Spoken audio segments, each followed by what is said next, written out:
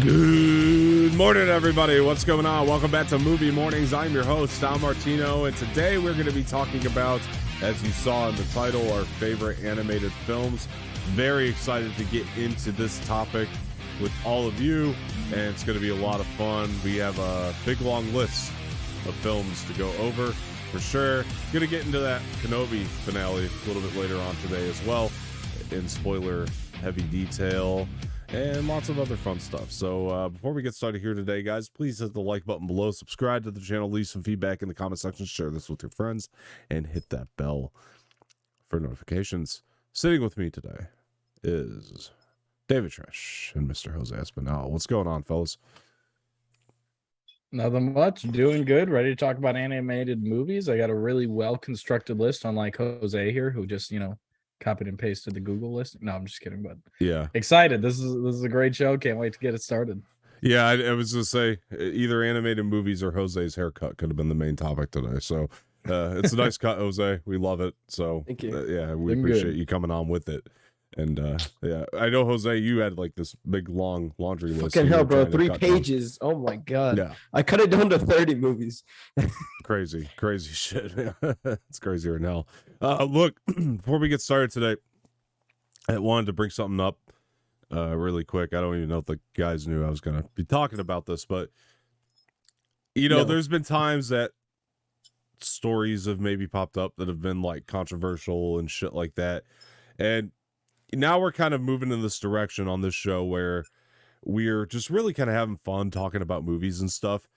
And for me, I just really would like to try to avoid some of the more controversial stuff. And that's something I want to just put out there really quick is with this new direction where we're just talking about the movies that we love and stuff. We'll still bring up like big news stories when they drop, but when it comes to like controversial things, that's something I definitely want to avoid.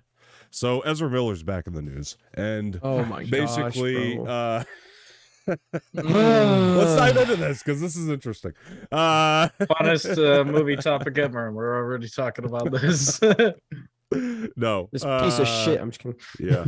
Anyway, right after I get done saying we're not talking about controversial things, gotta love it. Anyway, look, so this is crazy though, man. I mean, it's getting insane with Ezra Miller because it's like, what do you do at this point? I've never seen anything like this. The guy has done everything short of murder and rape. It's unbelievable.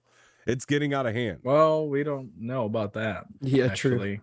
true. That we know of. I'm sorry. Publicly. Yeah, we know that he probably didn't murder. The rape one is really in question, actually. Yeah, we don't know. That's in question. We don't know what he did recently with that. That girl. You're not wrong, but what do you do at this point? If you're Warner Brothers at this point, what do you do with this? Check him into a psychiatric not in prison. Warner Brothers isn't going to check him into a ward, but what do you do with your movie? You got this Flash movie that you put so much money into. I just don't know what to do with it anymore. I mean, if it was up to me, I wouldn't know because, like, if I'm David Zaslav and I came in right at the middle of all of it, I wouldn't know what to do with it because they made the decision before he took over to just stay quiet and not say anything.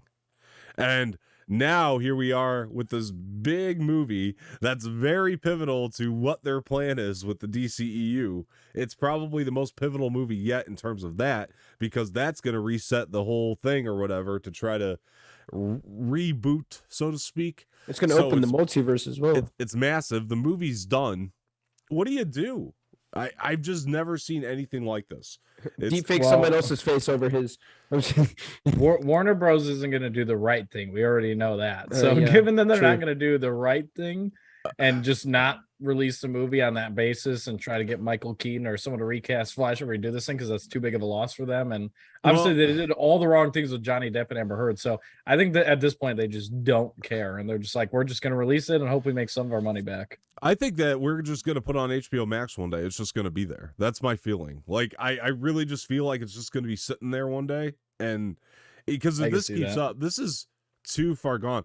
But then there's the other question on the business side of it. I mean, listen, if they go reshoot The Flash, there's a really good chance that they don't make their money back. Like, take the Solo situation, for example, because now Yeah, but like take the Solo situation for instance. When Solo was coming out, and the Lord and Miller were directing at the time, and then they got fired because apparently they were making Alden Ehrenreich act like Ace Ventura. So then you bring in Ron Howard, and Solo. If they didn't do the reshoots with Ron Howard, because 80% of that movie was already shot, or 100% of the movie was shot, but Ron Howard reshot 80% of it, which means that's a lot more money to put into it. I promise you, Ezra Miller's in at least 80% of this movie. He is the Flash that the movie's named after. So if Ron Howard doesn't come in with Solo, we no longer, and do the reshoots, 80% of it, we no longer look at Solo as Star Wars only flop, box office wise, financially. So think about that for a second. So if the Flash does all these reshoots, at least 80% of the film, there's a really good shot it just doesn't make its money back, because we already got things pushing against it, because just some people just don't like the Flash in the DCEU, so they just don't care. But you also have Michael Keaton, which is really working for it. So I think taking those things into consideration, I don't know which one would hurt the movie more at this point. Like, let's say Ezra Miller was taken out of it. We got, I don't know, Dylan O'Brien to come play the Flash. Or Grant Gustin. There you go, Jose. I'll give you that. But like, let's say that's what they do, right? They just recast the Flash. Is Michael Keaton coming back enough to make the money back? Right now, I think it's about a $200 million movie. Let's say they can get away with shooting 80% of the movie, reshooting 80% of it for $120 million. You gotta cross a $320 million gap at that point. So I mean, Dave, do you think that would, get their money back? Do you think they could cross that gap recasting Ezra Miller? No, I mean, I think I think they could, but I think it's a way bigger risk, so I doubt they'll do it. I mean, I think it's probably the safer risk to just try to lose the least amount of money possible and not gamble on it and just release this Ezra Miller Flash movie. Because, I mean, otherwise they risk doubling the production value over to reshoot 80%. Yeah, almost doubling over, and then still falling short. I mean, that's one of the things, too, is a lot of people that are upset with Ezra Miller being Flash and won't go because of that are already not wanting to go to Warner Bros. Films because of the whole Johnny Depp and Amber Heard thing. So it's like, I don't think they're going to win him over on that one. I mean, yeah, that's true. I mean, and Jose, if they keep Ezra Miller in the movie, do you think they can cross their $200 million gap? That they have to. If Ezra Miller's in the movie, you don't think it makes $200 million? Yeah, you always got to consider the Michael Keaton thing. Well, yeah, and then I mean, if Grant Gustin does end up being in this movie, which I feel like he will, because this is like a multiverse movie. If he's in it, I think that will make them some extra money too, because Grant Gustin's loved as Flash in the show, in the CW. So I feel like those two alone will make the movie enough money, I think, in my opinion. Like, obviously they're going to lose money because of Ezra Miller, but I feel like the power of Grant Gustin and Michael Keaton will save the movie. Yeah, if he's in the movie, put the trailer out with him in it now. Yeah, so put it with Grant Gustin, and then you'll get so many CW fans going to watch the movie for sure, just for Grant Gustin alone. Right. No, you're not wrong. It's business wise, you're not wrong on the business sense. If you have Grant Gustin in that movie already, they need to put out a trailer with him in it. Yes, and that'll get more people wanting to go. Yeah. Anything they were saving have, for trailers of Ezra right now. What's that? Like, are they advertising any trailers of Ezra right now? Is there an ad anywhere? There's a trailer. Yeah, there's a teaser for this. Oh, yeah, they should replace that immediately. Yeah, fandom. Put the least amount of Ezra out there, and put as much Michael Keaton and everyone else that you could possibly put into that trailer, except for him. It's so funny. Like a year ago, I'd have been disagreeing, but now that this has hit the fan, it's getting out of control, because I feel like all year we've been hearing about this guy already, Ezra Miller, just his shenanigans. Just put my guy in the trailer, bro. You'll be fine. It's unbelievable. I've never seen anybody do a better job at trying to ruin their career. It's unreal. And like, now, did you hear the new one today? Now he's on this farm with a mother and 3 kids. What the hell? Yeah, that the father's very concerned. This is an actual legitimate headline. You guys can find this anywhere. Drops today. getting out of hand, what do? It just never stops. He's on a farm. Yes, he's becoming the Pez dispenser of crime. It's just getting unreal. Like I don't know. But I don't understand what's going on with the farm. He's just on a farm. They're there, and it's concerning. They're there with guns, bullets, and weed. That's what the headlines were saying. Yeah. Oh, okay. That's it says he's housing shenanigans. He's housing a mom and 3 young kids at a farm with weed and guns. Okay, that's crazy. Yeah, and there's a father in the picture who's very concerned, and isn't there? Not there. He's not at the farm, apparently, and Jesus. This is getting out of hand. And then you got this Dakota Iron Eyes situation, which nobody knows. Is she at the farm? Is he taking her to the farm? Who knows? But and nobody can find the guy because they can't subpoena the guy because they can't find him. How is he supposed to do press for the flesh? You can't find him. You don't know where he's at. He's not doing press for the flesh. I'll tell you that right now. I was going to say that is definitely the last thing I do. But any multiverse surprises, anything they have, if they want this movie to make any money, put it in the trailers, put it in the marketing full force. I know they were probably trying to save it as a surprise, and unfortunately this won't be afforded the same No Way Home opportunity, but they need to put whatever multiverse surprises they had in the trailer, put it forefront, get people to go. They may as well too, because I mean, the fact that No Way Home just did that kind of leaks the fact that, like, obviously the Flash is going to try to do that. Yeah. So it's not even really a surprise. You may as well just leak it. Yeah. Try to cut your losses there. Yeah, let's see if Grant Gustin's on it, I ain't gonna go watch it. Oh, I'm going for Michael Keaton. But that's I mean, you know what I mean. It's Michael Keaton's Batman. You don't miss that, but it's unfortunate. I'm telling you, we're gonna wake up. It's gonna be on HBO. It's unbelievable. Yeah. I mean, that's how I feel at this point, even though the Deadline put out an article too, where they were talking about how there was a source finally spoke up. It's not even a real statement, but a source from Warner Brothers finally spoke up and said, yeah, we were kind of waiting on the shenanigans to just die down and hopefully people forgot about it. Well, so much for that. Yeah. This guy just keeps going on. Yeah. And it's never going to end. I'm getting. Well, he hasn't been publicly shamed, which I think is part of the issue, is the fact that he hasn't come out and had to deal with it. He could just go on a farm with a bunch of guns and weed. Like, the only public figure I know even close to this screwed up is a UFC fighter by the name of John Jones, who's done cocaine, steroids. He was in a hit and run with a pregnant woman. And the thing that got him to not constantly do this every week, because even he didn't do it as fast as Ezra Miller is the fact that each time they made him go up there in front of the camera, in front of a press conference and apologize. And Ezra Miller has not said one fucking thing. He doesn't give a shit. That's what I mean. As long as he's not held accountable. Never seen anything like it, like where a PR team can't even get through to their client. That's so weird to me. That it's gone so far that the PR team can't even get through to the clients and get them straightened out, cleaned up. There's clearly no support around him to try to get him down the right path. And I again, his behavior is incredibly unexcusable. I think there's a sadness here, though, in the sense that he's definitely got a mental health problem. I don't know that. I can't confirm that, but come on. If you don't think he has a mental health problem, that's you're off your rocker at this point. You might have mental health. You might have a mental health problem. I was about to say that. If you don't think he has a mental health problem, that's definitely got to be part of this. Go get help. Yeah, definitely. Yeah, go get help, please.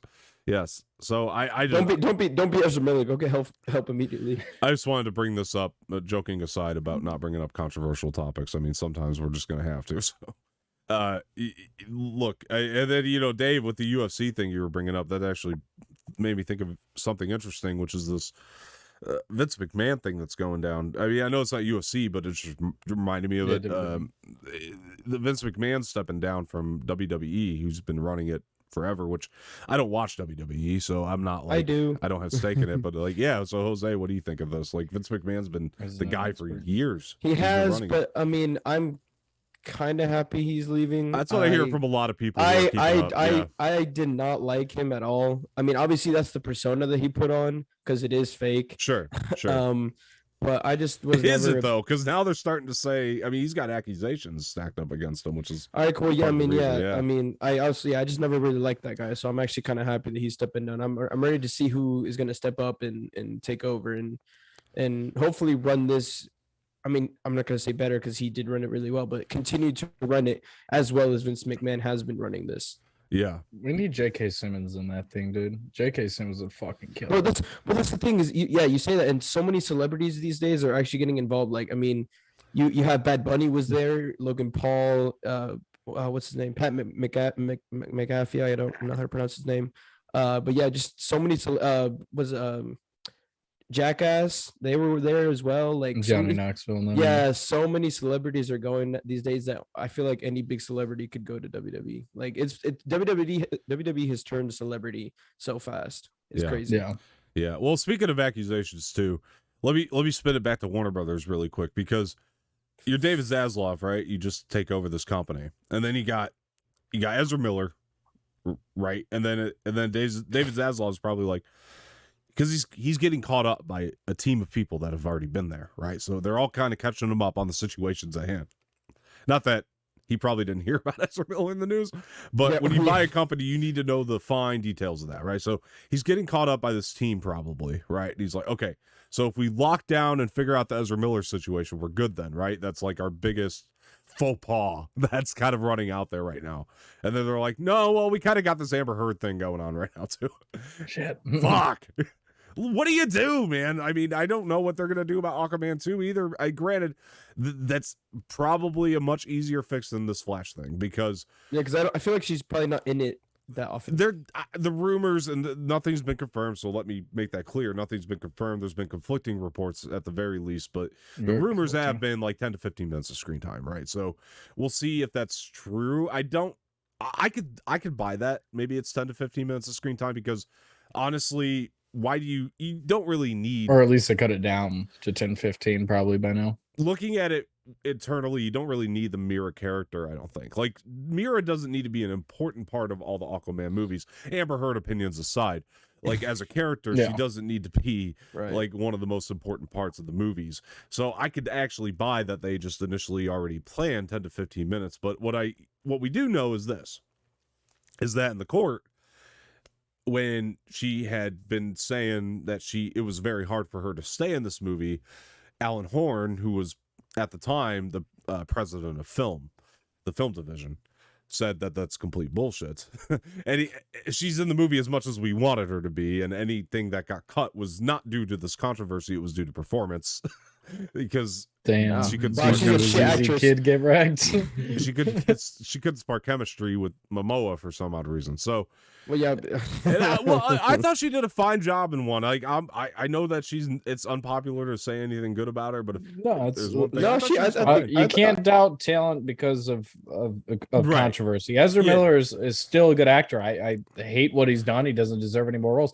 I won't deny his talent as an actor. I was about to say, Amber Heard, Never Back Down is one of my favorite movies. She's the love interest in that movie. She actually did a really good job for Never Back Down, really early in her career, and I'm not going to deny that. She just doesn't ever deserve to be in that position again. She screwed it up. Never Back Down. I despite the controversy, I thought she was very good in Rum Diaries. She's a talented person.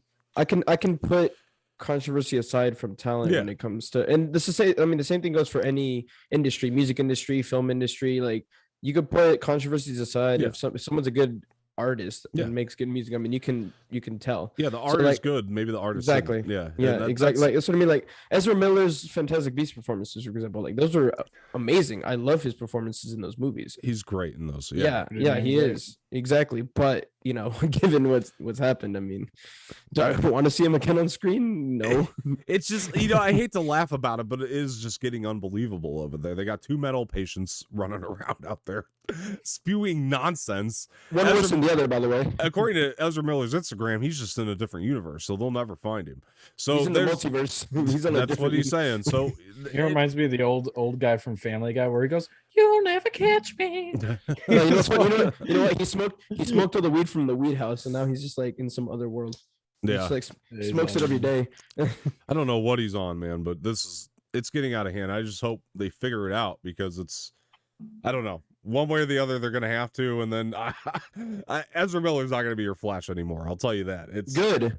After this, he's not going to be. There's no way. There's no way that he can. All right, here's a question: Who do you think will be? Dylan O'Brien's been thrown around a lot. lately. I don't know that's true. It's just I wouldn't mind. Honestly, I think he'd be great. Yeah, he's good. It'd be.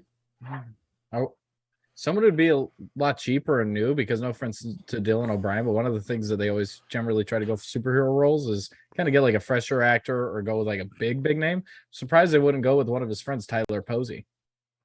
He's a decent actor as well. He hasn't gotten as big a roles, but I'd say that he'd play just as good, even maybe a better Flash than Dylan O'Brien. Yeah, if you get Tyler Posey, I'd be on board for it. Either one of those guys, or just somebody new, like you were saying, like somebody completely new. Discover someone. Look at Miss Marvel. Look at this Imran gal. Yeah. She's fantastic. She's brand new. Amazing. She's amazing. Fantastic as Miss Marvel. She's never been on camera once. Yeah, you don't need to get a known name. It's just I was just pointing to Dylan because he's been thrown around and it's a choice I wouldn't mind. But yeah, same. Not at all. Yeah, I think he'd do a really great job. And yeah, same. Yeah, but.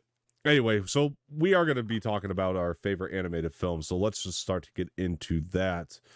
And I'm going to kick us off here with a recent one. And that's because Dave cut it from his list.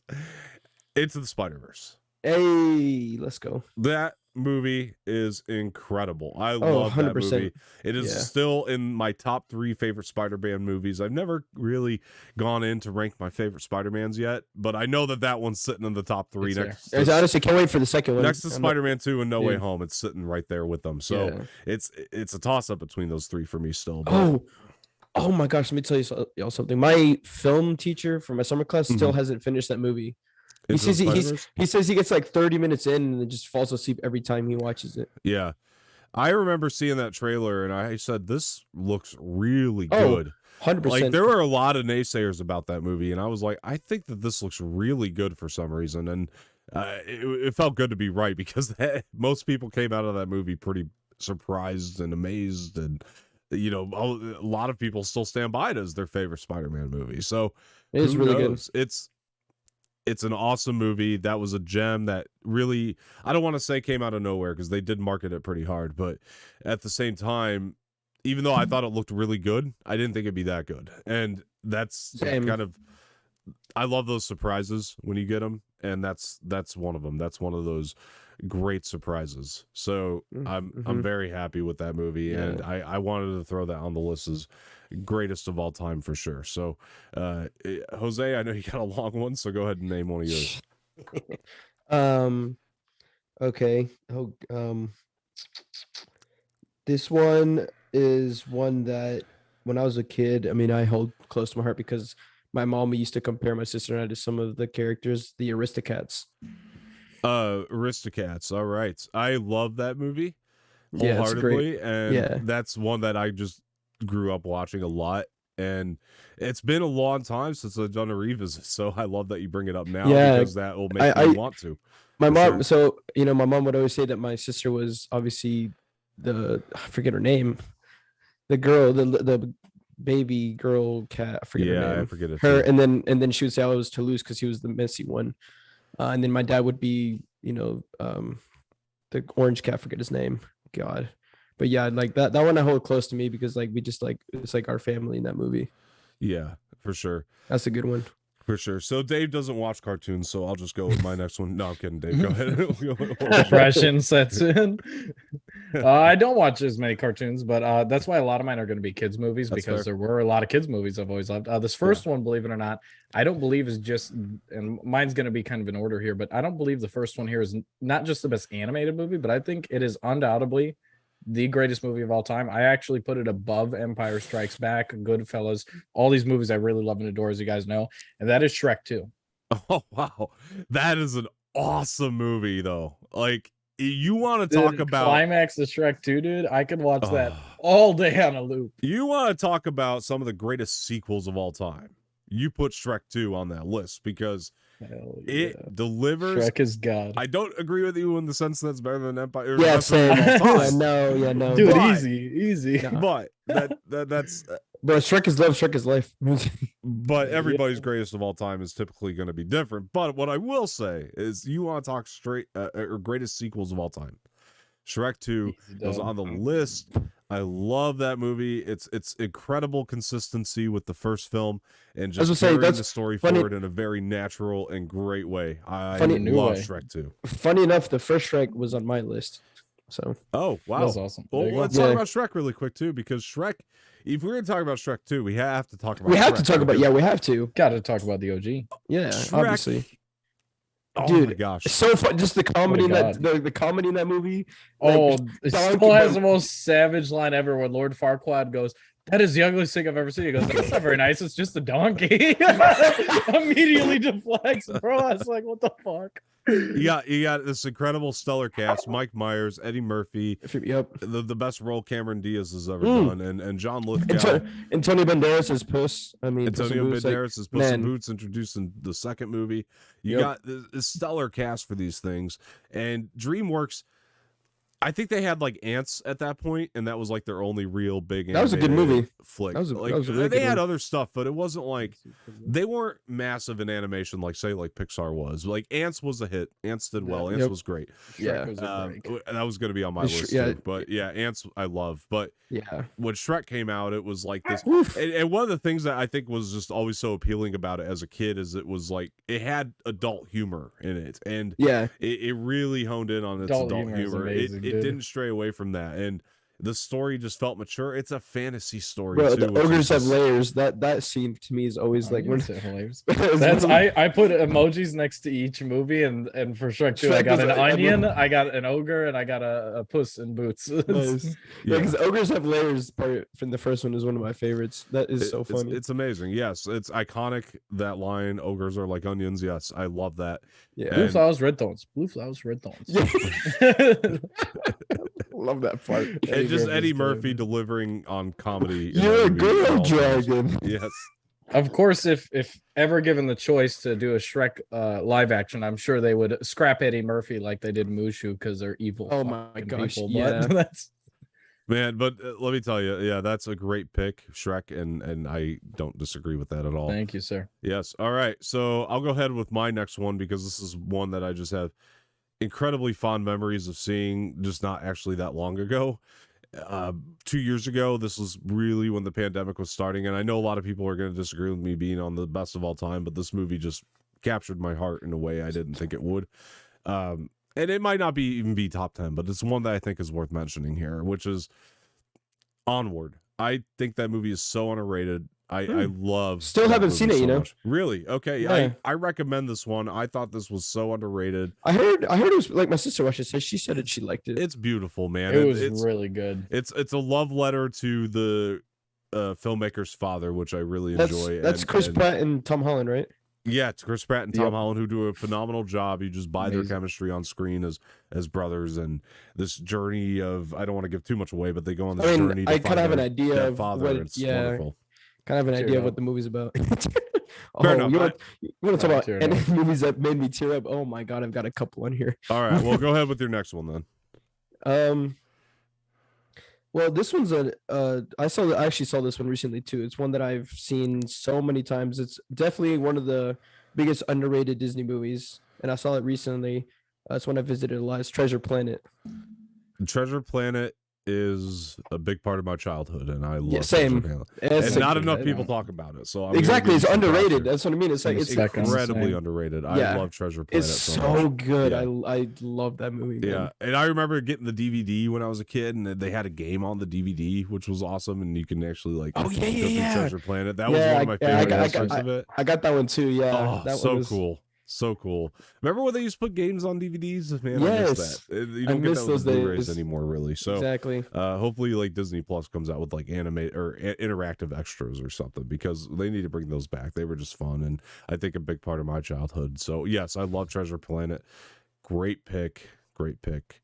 Dave, what's your next one? Alrighty. Jose, I guarantee won't know this. Dom, you might. It's in your age range here, old man.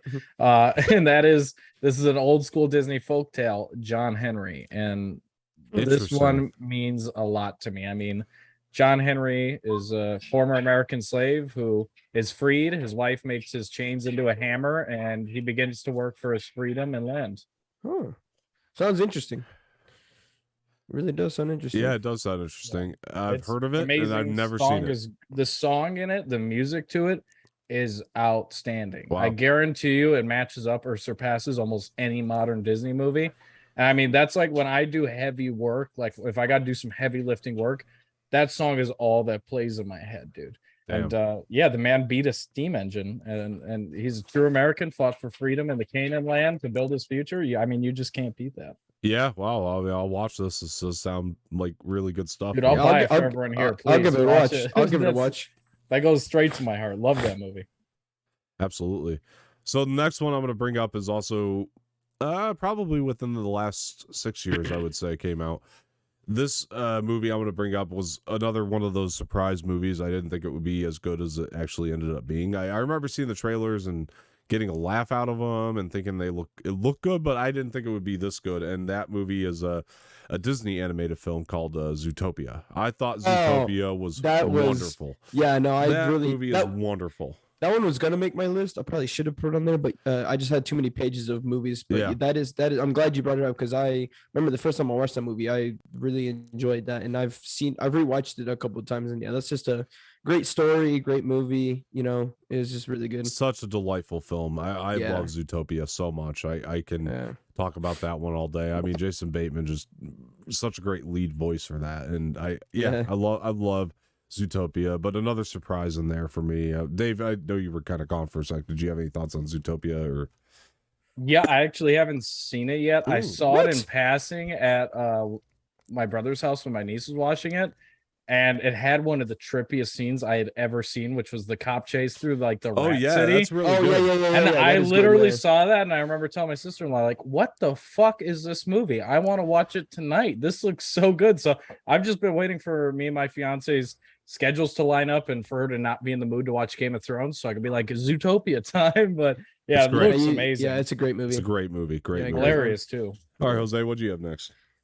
Okay, this is another DreamWorks. It's one that I've seen so many times in my life that is one I can say every single line of every single scene of this movie from beginning to end. I know all the songs and everything. Like my sister and I will say these lines every time we watch it. I have a laugh every time I watch it. It's The Road to El Dorado. Oh wow! Oh my god, I love El Dorado. Exactly, The Road to El Dorado. Man, Miguel Tulio, like that movie is just yeah. I love The Road to El Dorado. That's a classic. Yeah, honestly, man, I agree.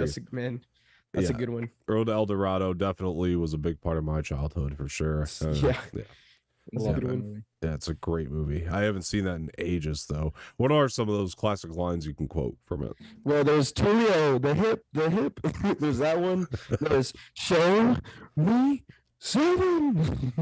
There's you. No, it's do as I command. There's that one. Now everyone know the truth of your divinity. There's that one.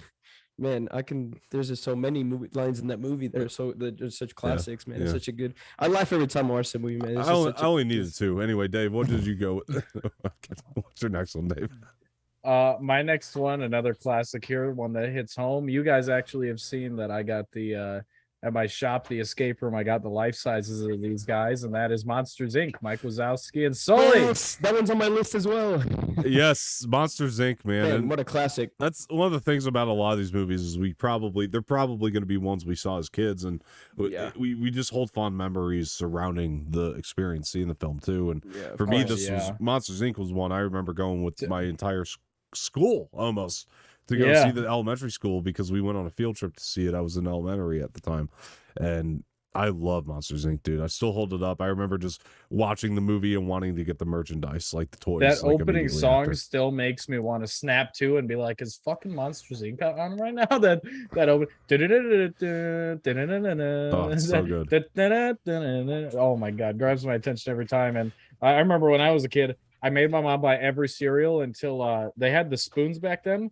And the spoon had a character on there from one of the Pixar movies back then. Yeah. And I made her kept buying the box of cereal until I got the one that's Sully and he rotates around the spoon, dude.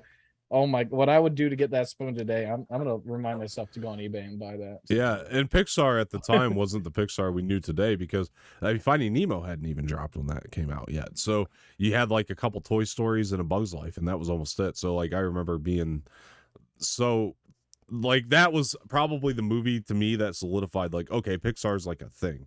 Like it's gonna be a thing. That was when I saw that when I was young. I remember thinking like every time I see one of these damn Pixar movies, I want to buy the toys.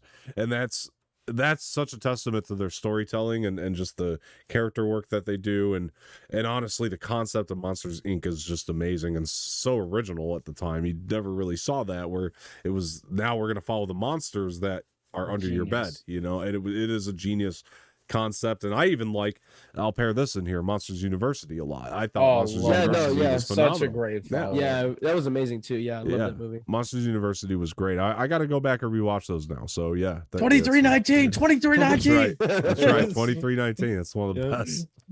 It's one of the best. Mm-hmm. All right. Jose, what do we got? My next no. Sorry, it's my turn. Oh yeah, we went me, you, and then Dave. Sorry. Yeah. So next one I'm going to bring up is a childhood classic of mine. I wore the shit out of this VHS tape, and I really mean that. This is one that I can put on over and over and over and over again.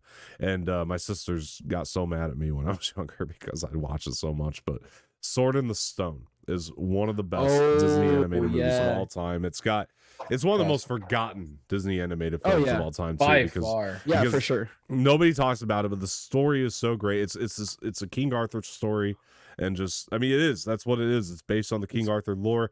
Done in animation so incredibly well. I own the Blu-ray. I need to put it on again soon because it's been a minute since I've watched it. But Sword in the Stone is incredible. Oh my god, the story of Arthur and Merlin and seeing their chemistry and how that all came to be. It was told so well and with such perspective that you watch that movie and it still holds up. There's something about it that still just really holds up. And I don't know if it's just like I love just every location that's in that movie too. Like every location is just so well thought out and just looks beautiful on the screen. And I don't know, maybe I'm biased toward that one, but I think that movie's so underrated, so forgotten, and just incredible. I love the forgotten indeed. It was not too long ago. I saw the poster for it somewhere. I put it. I was like, "Oh, Sword and Stone," and I remember my fiance was like, "What is that?" I was like, "Whoa, wow." Yeah, I know all my little sisters haven't seen it. There's just like whole generations of people that don't even know. Yeah, it's the strangest thing because it really is one of the best of the Disney animated. It truly is. So to me, that's so insane that's how it's been with that. So yeah, I don't know, but that's definitely got to be one of mine just because of how much I watched that thing when I was a kid. So Jose, what do we got? My next one is another underrated Disney classic that I have seen so many times in my life that my dad actually knows the movie by heart. Like so many times we used to put it in the DVD player in his car that he knows the entire movie. It's Brother Bear. Brother Bear was good, dude. It's just another one I'm thinking of for forgotten movies. Yeah, that's what I mean. Like, no one talks about it. Like that's what I mean. Like everyone sees on Brother Bear these days. Man, that was just such a. I hold that one so close to me because my sister and I used to always sing all the songs and like say the lines and yeah, man. I just I'm telling you, we used to put it in the car on a trip that was like an hour long. We used to just watch it for like hour long. It's a great one. I love the songs and just the story. There's parts there that make me tear up and stuff. It's a great movie. Yeah, Brother Bear is another one of those underrated Disney and I loved it when I was a kid. Yeah, that's a good one. Yeah, it's another one I need to definitely watch again. There's a couple of these you guys have listed that I'm like, oh shit, yeah, that's a good one. Maybe I should have put that on there. Yeah, so I love this. This is fun. Dave, what do you got next? All right. Well, I'm glad you guys are talking about underrated films. This one's newer, but I think it's one of the most underrated, especially given how recent it was. It's kind of overshadowed by like the next released movie that was similar to it, but I think it's way better. And that is Tangled, and I think it's way better than Frozen. And I fucking love this movie, dude. Tangled was on my list as well. Tangled is great. Honestly. I think because it came out and then Frozen kind of followed, I think people overshadow it, and I think that Tangled is 10 times the movie that Frozen is. Better characters, Like Kristoff's cool, but like Flynn is a straight G dude. Dude was dying and cut the hair to save her anyways. Like just didn't give a fuck. That's a way to go out. Yeah, Pixar was like popping right around then. So like when Tangled came out, you're right. It was like Frozen did overshadow like how great that movie actually is, because and it's based on this classic tale of Rapunzel, right? Yeah, and just done so well, just and killed the retelling of it. Yeah, my sister watched that on repeat, nonstop every day, up until the day that Frozen came out, and that's when I realized, like, wow, everyone's sleeping on Tangled because they were just watching Tangled nonstop, and then Frozen came out, and they're like, well, that was my sister too. My sister used to like. And I used to watch with her too. We used to watch Tangled like so many times, and then like Frozen came out, and she kind of just like, she didn't forget about Tangled. She just kind of, put Tangled, down, and kind of just had like Frozen higher up. Yeah. And then I brush and brush my hair, wondering when will my life begin. Love that song. And then the Viking song, dude. Oh dude. I've got a dream. What's the guy's name? Ray? Is it? It's not Ray Romano, is it? I think it is. The main Viking. Did Ray Romano voice in that? I don't remember. I think you did. Wow. Everybody loves Raymond. It's the big Ray guy. Romano. Yeah. Oh no. Who's the big guy? He's the Brad main Garrett. Viking. Brad Garrett. Yeah, he's the main Viking. Yeah. Dude. He kills it. He's the one that wants to be the concert pianist. And then the boat song makes me tear up every time I watch it, bro. Like with those lights, man. Oh. I was gonna say Ray Romano was Ice Age. He was the mammoth. Yeah, which he's great as. Brad Garrett too has done some great voice work. And speaking of Brad Garrett, who was a voice in another Pixar movie, which was my next one that I'll love this movie forever. I'll love this movie forever. Is Finding Nemo. Finding Nemo yes, just what a fucking classic, bro. I've seen that movie so many times in my life. It's ridiculous. I think that is almost maybe even top 25 greatest movies ever made. Like that's how much I love Finding Nemo. Honestly, I don't disagree. That movie is such a classic. So good, man. When it's got so much heart, and it's just there's so many ups and downs when it comes to your emotions, man. It just really really fucks with your emotions, man. Yeah, it's so good, man. And Finding Nemo. Hey, Sherman 42 Wally B. Sydney. That's man. right. Come on, no. Yeah, that's right. Let's go. Yeah, and Dory Shark bait being this. I know we're not supposed to. And Bruce, man. Oh, I know we're not supposed to like Ellen DeGeneres right now, but Dory is a classic character. Yeah, just keep swimming. Just keep swimming. Dude, I haven't seen Finding Dory. Fun fact. I've seen it. I don't like it nearly as much. I was gonna say it's definitely good. Is it worth watching? It's good. It is. It's worth. It's nowhere near as good as Finding Nemo, but it's still good. Give it a shot. Yeah, it's good. It's not Finding Nemo, but it's good. It's not a bad movie. Okay, I'll give that a look too. I'll add my list. It's kind of the same way I feel about I actually really do love the first Frozen. I'm not, even though it's like not going to be on my list. I do love the movie. But it's kind of like Frozen for me. I thought Frozen was actually phenomenal, and then Frozen 2, I still liked it quite a bit. Like I still think it's worth watching. I still haven't seen Frozen 2. Yeah, you refuse to watch it because I refuse to. Yeah. I don't know. Anyway, Jose, what was your next one? This one's more of Frozen. a recent one. No, I'm kidding. This one's more of a recent. That'd have been killer. Frozen 2, got him. Man, this is more of a recent one that made me cry so much. I just love the story in it. Is Coco. Coco was you stole really that good. shit from me. Yeah, I fucking love it. Bro. That's one that I said Jose's gonna love that I put this on my list. It's fucking Coco, dude. I love Coco. That's my shit. That's the whole Latino heritage, the whole Day of the Dead, that whole stuff. I've seen it in English. Yeah, everyone knows how Latino I am. I've seen it both in English and Spanish, in both versions. Just the Spanish one makes me cry even more. I was gonna say, yeah, man, dude, that movie's just so emotional, man. Tugs on my heartstrings. 100%, man. The ending of that animations are so good in that as well. That's what I mean. Yeah. That the animations, for someone who I don't actually usually like the style of animation that they're doing. But the way that they utilize it, I absolutely love it, which is one of the things that makes the movie for me. The ending of Coco when he's singing to his great grandmother or whatever, man, and she just starts tearing up. That part just gets me every time. Really enjoyed Coco. Saw it when it closer to when it closer saw Coco closer to when it came out, man, and it's such a great film. Still don't understand it. Still waiting on Jose to explain the whole thing to me. But Dave, right after this, I got you. Great, I'm happy. I can't wait. All right, Dave. I'm gonna get so much. I'm gonna get shit for this next one, but I fucking love it, dude. That is the Simpsons movie. I fucking love the Simpsons movie, dude. So many people do. So many people. I love it, man. Yeah. Spider Pig, dude. Fuck out of here. I don't know if I had to put it on my list, but Simpsons movie is funny. It's at least like once every few weeks I run into the scenario of the guy that's under the dome and he goes, "Do I go in or out without my family with them? Oh God, I don't know what to do." And then he gets crushed by it. Look, despite the fact it's not on my list, it made diehard Simpsons fans incredibly happy, and that's all that matters, really. It achieved its goal. It did. It achieved its goal through and through, and I can't take that away from that movie. That movie was a hit when it came out. So. I think one of the things I give it, by the way, so that people that are judging me is I'm a diehard Simpsons fans, and I think it did such a great job of taking the Simpsons family on a journey and adventure, and I think it did it very cleanly for the style that the Simpsons is in, you know. Yeah, absolutely, man. Yeah, no, I again, like for Simpsons fans, diehards, it achieved that goal, man. It made them very happy, and the movie made buttloads of money when it came out. I'll never forget that. So I open rides at Universal off that shit. 100%. Yeah, you can't deny it did its job for sure. Off for that reason. So yeah, I think I've been on that ride. Isn't that the one that had the big Krusty? Yeah. I love it. That's my favorite ride there, bro. Yeah, I remember the first time I went on that too.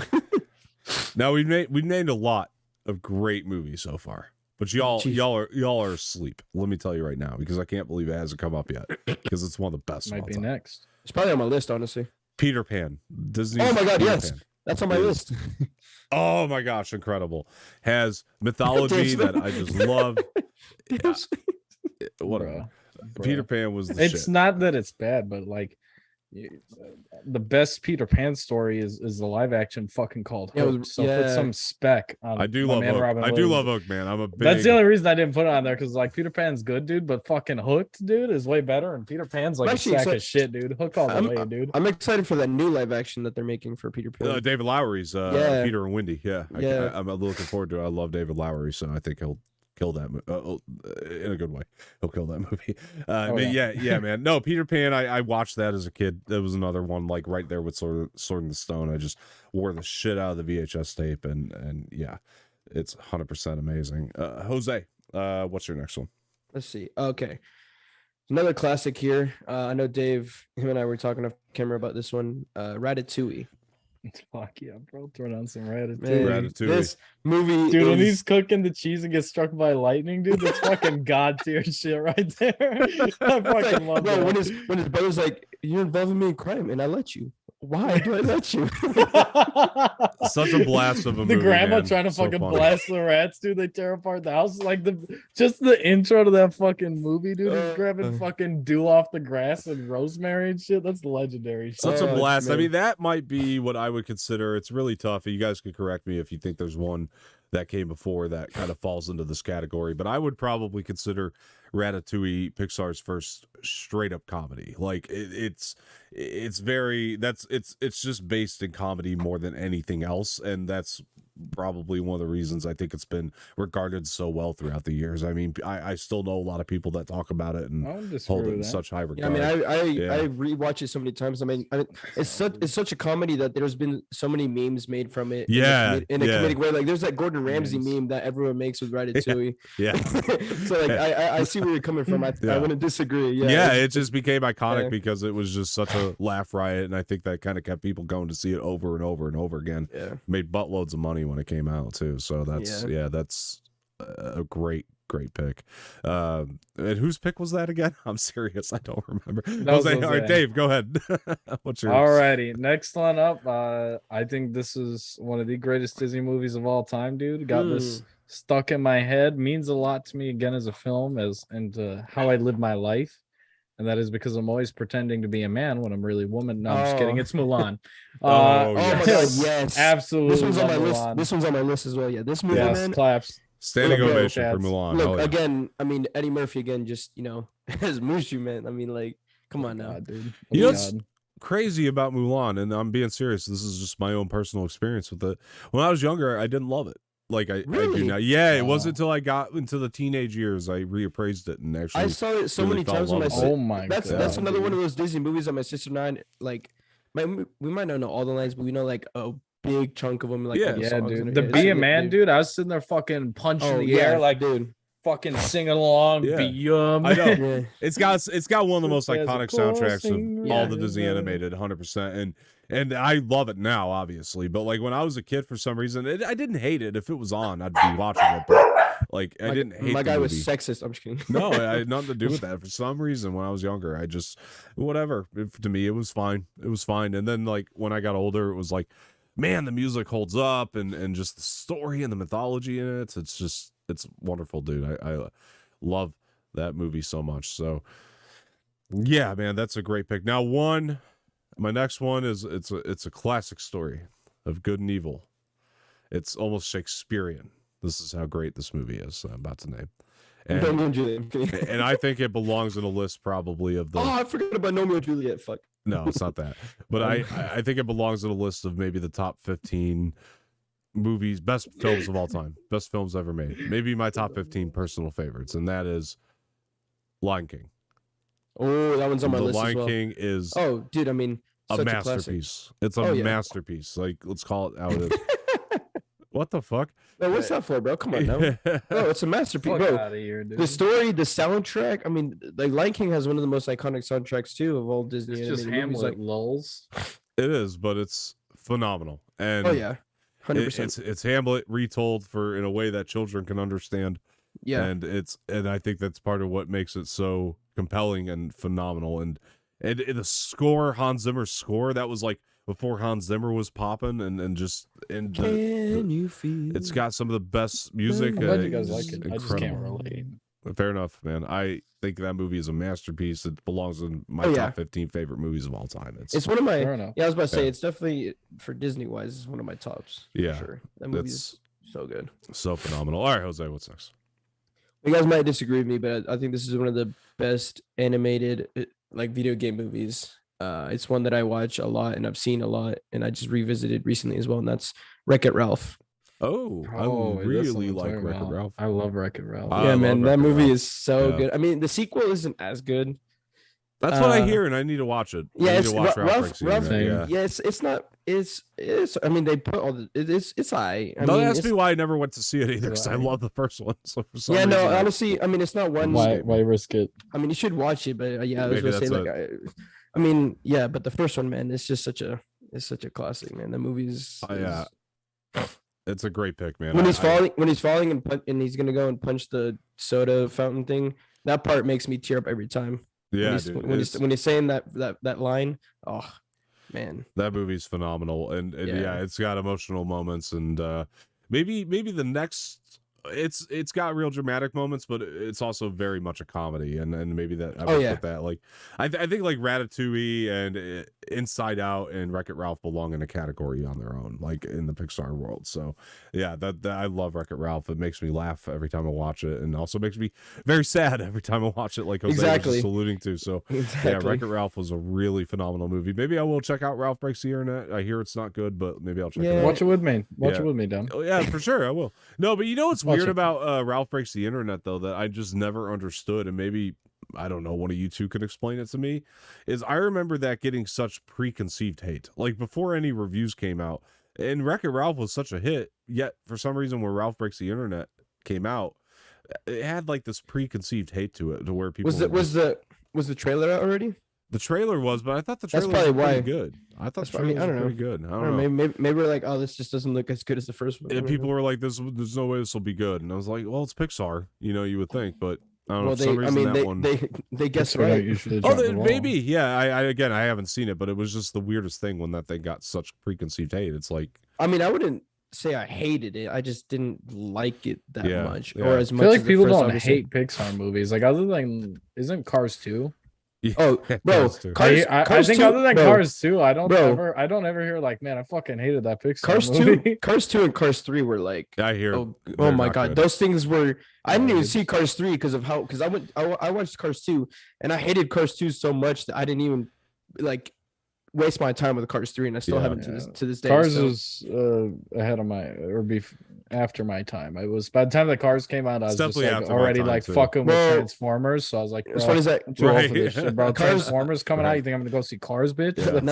I ain't no bitch. Now that you mention it, the first Cars is actually on my list because that's another one that I've seen so many times in my life, and I Yeah. know so many of the lines that first Cars is just a It's classic. got a cult following. It's a does. classic. It's a classic to me, Got a honestly. I cult love that following. movie. The Cars series, really quick, while we're on the subject, it's one of the really weird ones, and maybe it's because the sequels just didn't follow up as well. But even like when the first Cars came out, it's just in this weird niche of Pixar. Like it did well, but like for some reason, it was always kind of in this weird niche, even from the very beginning. Of like it's diehard fans aren't the usual Pixar diehard fans. It's a very weird niche of people that Trying to say I'm a weird niche. No, I'm not saying it's a bad movie. I like it. It's No, I'm just, saying it's, no. Are you trying to say that I have a weird niche? Is that what you're trying to say? no, not at all. Okay. Yeah, you're maybe weird, I don't man. know, Get but checked that, out. I don't think that's it. If you do, but you might. I mean, you might. But yeah. Anyway, Dave, what's your next one? All right, time to put some respect. I can't believe I haven't talked about it yet, man. Talked about all the fucking legends, Well, look, and bro, Monsters Inc. and I've got Shrek up here, and ain't Too many nobody fucking mentioning. movies on my list. Ain't nobody bro. mentioning Toy Story lot. until now, though, bro. What the fuck? Yeah. What the fuck? Well, I won't lie, bro. Let me say, I like Yeah, Toy okay. Story. I like 1 and 2. 3, I did Love not it. like. I did not like 3. I love 3. People say I look like Sid. I didn't like 3 either, honestly. 4 actually somehow I didn't have faith in 4 I love after. 4. I didn't have faith in 4 after 3, but I went and watched 4, and I actually really enjoyed. I don't actually understand. You two I are the liked- only two that I've ever heard say didn't like 3. The I- only two people. Bro, I I've liked ever heard 4. say I liked 4 more than 3. Really? I love 4. I do. Everyone in my family doesn't like 3. I was about Really? to say, I'm just saying, like, there's No, more it's than fine. I outside believe my you. family, but that's like, I took And my little sisters to see 3, and they loved 1 and 2 growing Wow. up, and even they were like, "Yo, what I mean, the fuck just my, happened, bro?" my sister doesn't like 3, and I have a bunch of friends too who said they didn't like Yeah. 3 either. Well, So- look, Toy Story is the best one. It's the first one that is the best, and they haven't beat it since. No, but 2 was a phenomenal sequel. To Oh, me, yeah. and 100%. and I Yeah. love 3. I think 3 is my second Dude, favorite when they one go in the next fucking to store in 1. number 2, bro. Oh my God, It's so yes. good. They go in the Yes. fucking the Yes. multiple store, dude, Buzz it's one of the best shops Lightyears and ever. all that. Yeah, the man, wall like, of yeah. them. It's like, oh, And then why do we always have to use my head? it's great stuff. 2 is so good. I love 3. 3 is a big achievement because it's the only Pixar movie to ever be nominated for Best Picture. And then 3 or 4 is one of those movies too. I was very much in Jose's camp where I'm like, I didn't want to see this. Not that I didn't want to see it. I don't think it's necessary because I thought 3 had such the perfect ending to all of it. And then when you see 4, it was kind of one of those things where it's like they made it feel necessary to the whole thing. Like Woody's arc, you have to see 4 to really get the full arc of Woody. Yeah. It's such a necessary thing. And I got so emotional during that movie. I remember seeing that in the IMAX and just, oh my God, both 3 and 4 just tore me up inside as a human being in ways that I never thought a Toy Story could. So I'll always give them both credit for that. And then as the only person I think that's seen Lightyear here, am I correct on that? I will Yes. I will Yeah. say Lightyear is freaking cool. It's a Oh, you freaking didn't cool go. movie. You didn't go watch it yet, Dave? I was supposed to, but I had to cancel and reschedule my tickets. Yeah, it was. You know, what's funny is I I had to do that as well. Yeah. yeah. My so, fiance couldn't make it last minute, and I'm not gonna go without her. yeah, review coming out, folks. I still need to get that cut together. I'm so sorry it's been late, but look, Lightyear was so cool, such a good movie. I honestly can't wait to watch it. And it's not the best of the Toy Stories. It's probably not even my. It's if I were ranking them with the Toy Stories, I'd probably put it at the bottom. But I don't mean that as a bad thing. I think that Lightyear was just something different. It's a different entity altogether. Like even though they make their attempt to try to connect it. Which, by the way, guys, I did grab this poster at the screening for Lightyear. Nice. So it's gonna be in all the toys. Sick. I was supposed to Watching get that. Damn it. Yeah, so really love Fuck. that. But anyway, Nice. but Lightyear is good. It's a good time. It's just such a different entity, and I think the people that have walked out disappointed, which hasn't been an overabundance, I think we're still mostly positive on the reviews, mostly. But the people that are walking out disappointed definitely aren't looking at this as a separate entity from Toy Story. So that's the one warning I would give going into it. Please don't look at this Gotcha. as a Toy Story movie. It's own thing. It's own very thing. much its own thing. And even though the beginning will try to trick you, trust me, it's its own thing. Like when you're watching, it's a very sci-fi movie. So if you guys like sci-fi, you'll probably dig it. So Lightyear was cool. Anyway, so one of my who just went? You. I Me, think. so it's Or no, him. well, I It's me. went, so it's you It's me. now. then. Okay. Oh, you brought up the Toy Story, duh. But yes, Toy Story, one of the best.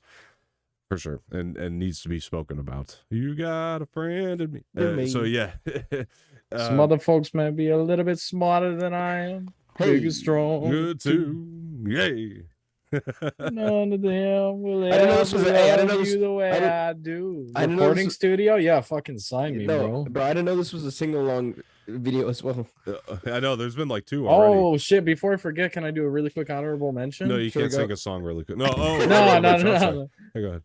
Not an animated film by any regard, but kid related, Disney related. The Disney sing-alongs from back in the 90s, dude, are fucking fire. I had the fucking bouncing Mickey face, dude, fucking coming across sing along, dude, all fucking day. I had every single Disney sing-along DVD you could think of. I like the Hawaii outtakes and everything, dude. I used to sing to every single one. Oh, dude, I love it, yeah. I had the Pocahontas one. Do you ever on the moon? I had the Jungle Book one. Ooh. Look for the bare necessities. Sorry, go ahead. Yeah, so mine's Jungle Book. No, I'm kidding. But mine that was actually on my list, and that's one of the ones I used to watch. You know, my next one, Dave actually took from me. So I don't know if you guys want to count this one. So this will be my next one. And you guys tell me if this doesn't count. No, I feel like we should talk about it. And mine would be Who Framed Roger Rabbit. I think I know it's mainly live action, but no, that counts. That counts. That's how my next one kind of is. Yeah. No, there's animation in there the whole way. I count it. Yeah. All right. I can't believe I didn't think of that. That should be on my list. I mean, it's like saying, I mean, should we include Space Jam because there's animations throughout the entire thing? I wasn't sure on that one either, but that's what I mean. But I wasn't going to my next one. I don't care how much shit it gives me. I fucking love Space Jam. Fuck everybody. Well, we'll talk about that here in a second. But Roger Rabbit is Who Framed Roger Rabbit. That's such a classic, amazing movie. Oh yeah, Zemeckis was real hot at the time too because he had just directed the Back to the Future trilogy. Yep. And Who Framed Roger Rabbit was kind of a great follow up to that. And yeah, again, it's not all animation, but the character Roger Rabbit is animated and so iconic and one worth talking about here for sure. And that's a movie I just want to watch over and over and over. And Christopher Lloyd, dude, so good in that movie, so good. Who doesn't love Christopher Lloyd? So that's we need to definitely bring that one up for sure if we're gonna count it. So, Jose, go ahead. My next one is another DreamWorks classic that I have seen so many times and love when I watch it every time. It's Madagascar. Okay. Yeah, love I enjoy that movie so much. Yeah. Man, that movie is, and honestly, I'm not gonna lie, the second and third boys. Exactly, penguins win.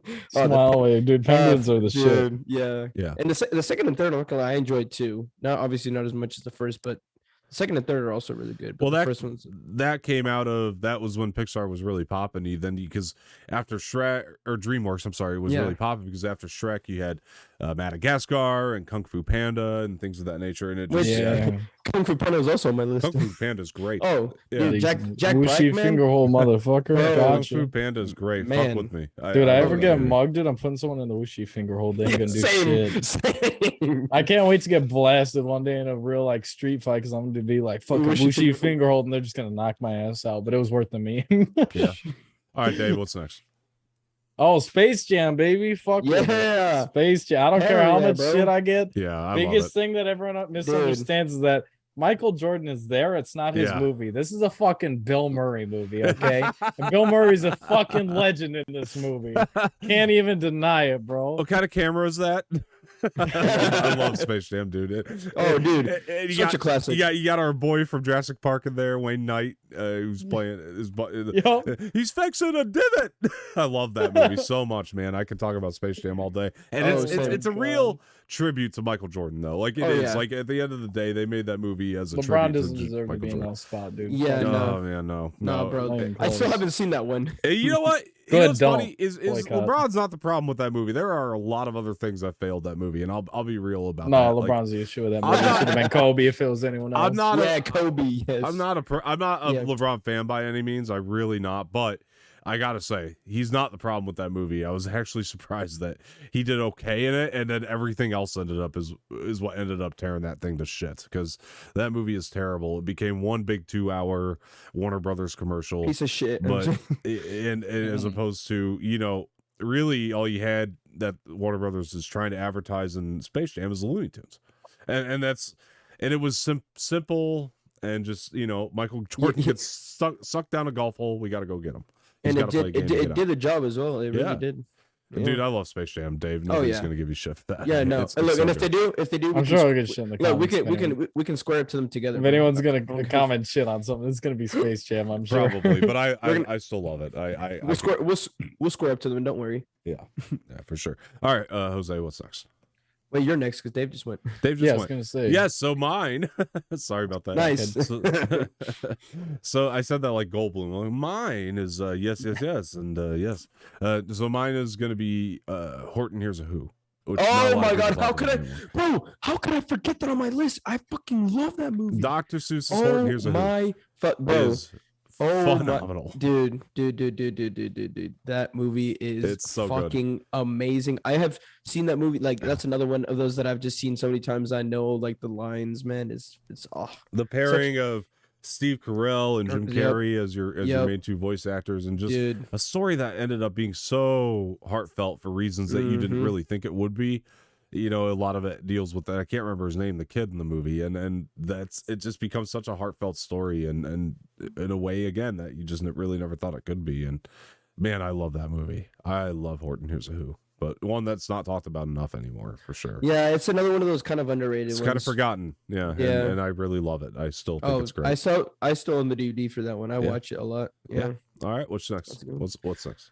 Another classic, Tarzan. You got that Phil Collins soundtrack going? Oh, dude. Oh, it's so good. That's my favorite meme ever, dude. Yo, Phil, it's just a kids movie. You don't got to go that hard. The piano's on fire. Dude. I fucking love that. Yeah, man, it's so good, dude. That soundtrack and the story, and oh man, Tarzan is awesome. Dude. Tarzan's awesome. Fucking amazing. Yeah, Phil Collins absolutely killed it with that soundtrack. Oh my god, yeah. Dude, he's a classic. Dude, he played like every instrument on that damn thing too. That's the thing. Like, he really did. Like, he was like, "No, fuck the band, man. I'm gonna do everything here." It's so good. Start banging on garbage cans. I don't give a fuck. Do it all. He did, man. Start ripping paper. Start banging on everything you can find. Every household utensil, everything you can find around you, man. Fucking throwing interns at each other. Fucking taking the screen clips from them. Phil Collins got unnecessarily experimental for that soundtrack, and for that we thank him. So I love that movie for sure. Great movie. Oh man, so good. And Dave, what do you got? All right, well, this next one, I mean, there's not much to say other than everything is fucking awesome about it, and that's the Lego movie. Oh my god, that's on my list as well. Movie. Fucking love the Lego movie. Love that dude. Movie. You gotta put some respect on the Lego movie. That's so before, that's what got Lord Miller the job, because we were talking about that a little bit ago, to direct Han Solo, was Lego movie. Pretty positive, because they did put everything a little Star Wars in there, and Will Ferrell, dude. Dude, when I was watching this with my little sisters, and I didn't even realize somehow that the bad guy, I'm slipping on his name, the bad guy's Will Ferrell, and then the fucking dad comes out as Will Ferrell. I was like, oh shit! Yeah. Like, bro, and Morgan Freeman as God. It's so funny. Morgan Freeman is God. As he should fucking be. Chris Pratt. Your coffee will be $12. Just stop. Awesome. That's we're living that today, but that's such an ensemble, very busy movie, but also just.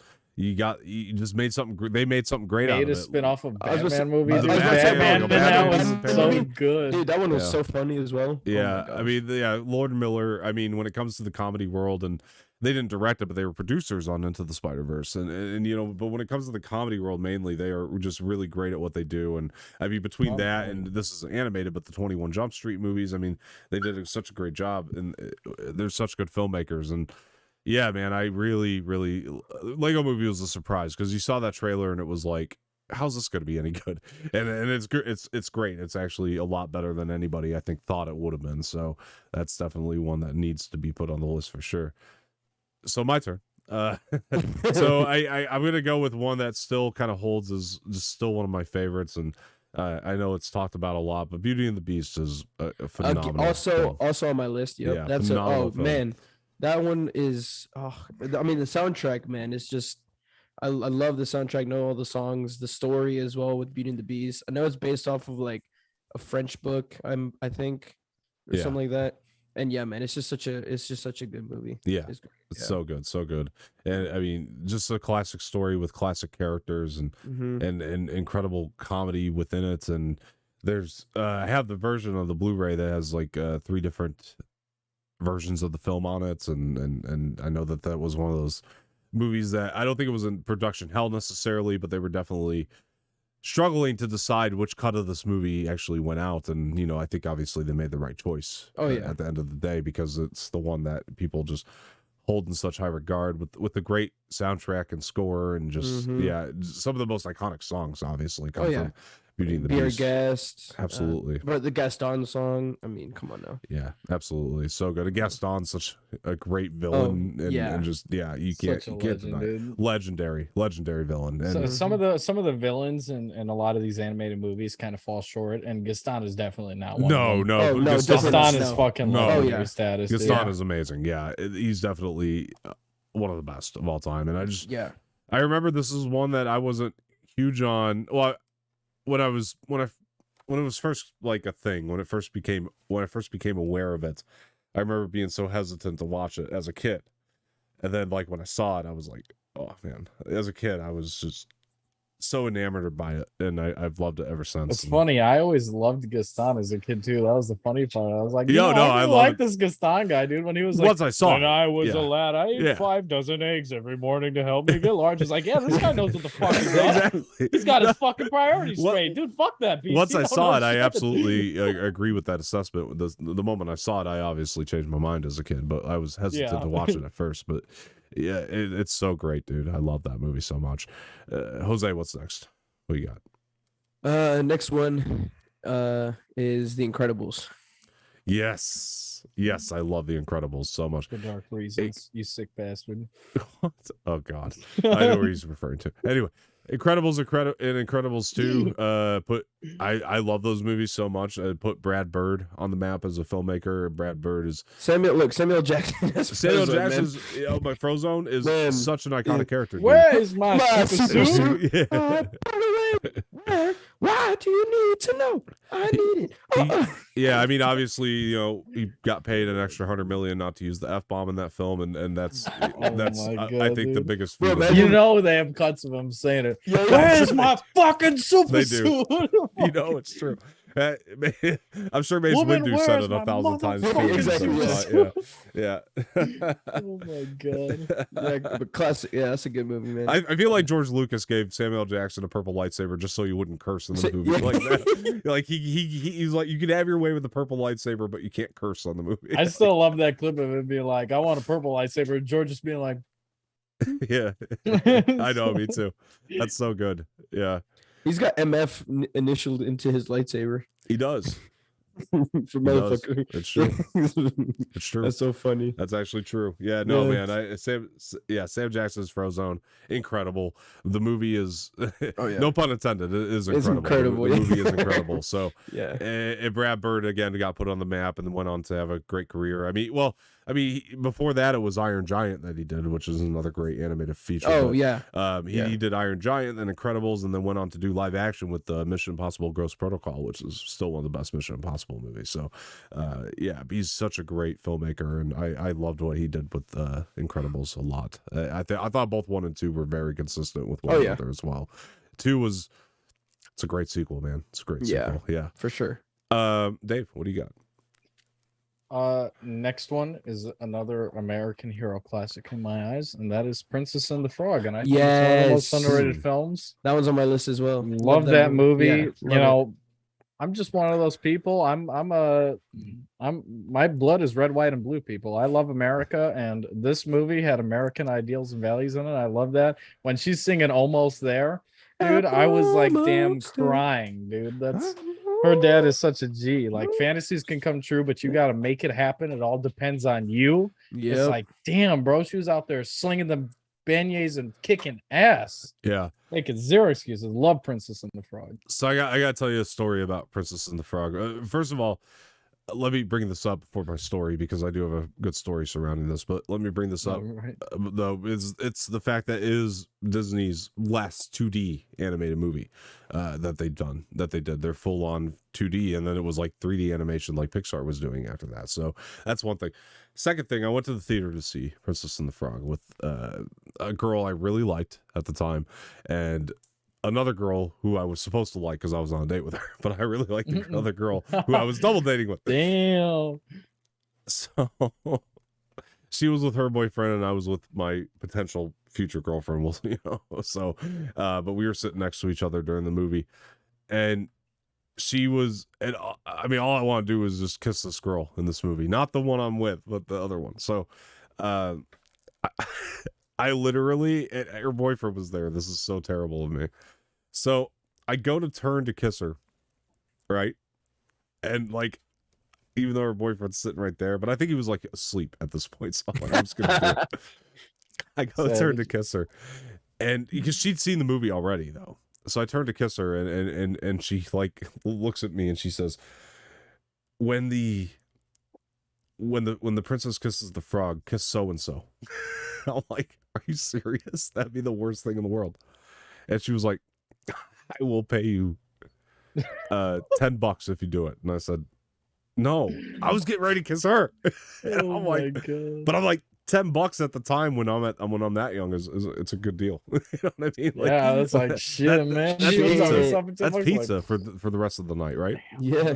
Yeah. Seriously. And so the thing comes up, the princess and the frog, the moment, and I go and I kiss the girl, and then she walked the fuck out, and I got $10 in pizza. So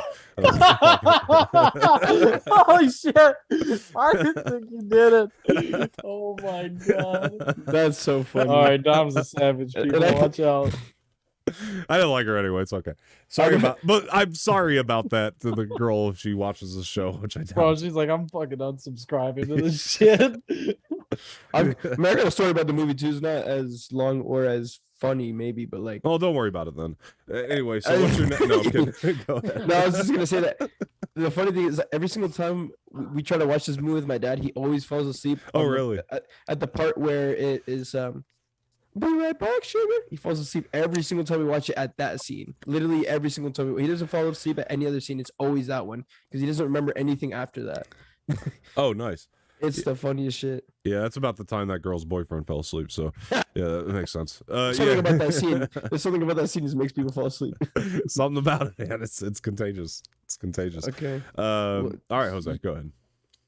It was your turn because he just said Princess. He just said Princess and the Frog. Damn, Dom. Thinking about kissing this chick still, bro. This is getting the game. No, all right, I'll bring this one up. All right, so the next one that I want to list as well, it's going with the Dr. Seuss trend. Probably should have been the last one to keep it consistent, but Lorax. I think the Lorax. Oh, yes. Because I really had a great time with Lorax. Yes, that's a good one. Yeah, so funny. And I Zac Efron and Ed Helms, and I thought Ed Helms was phenomenal in that as a voice actor, and a lot of the music that he did and stuff. And it's such a great movie. And who was the Lorax itself was Danny DeVito, right? Or am I mistaken on that? I think it was. I think it was. Pretty sure it was Danny DeVito.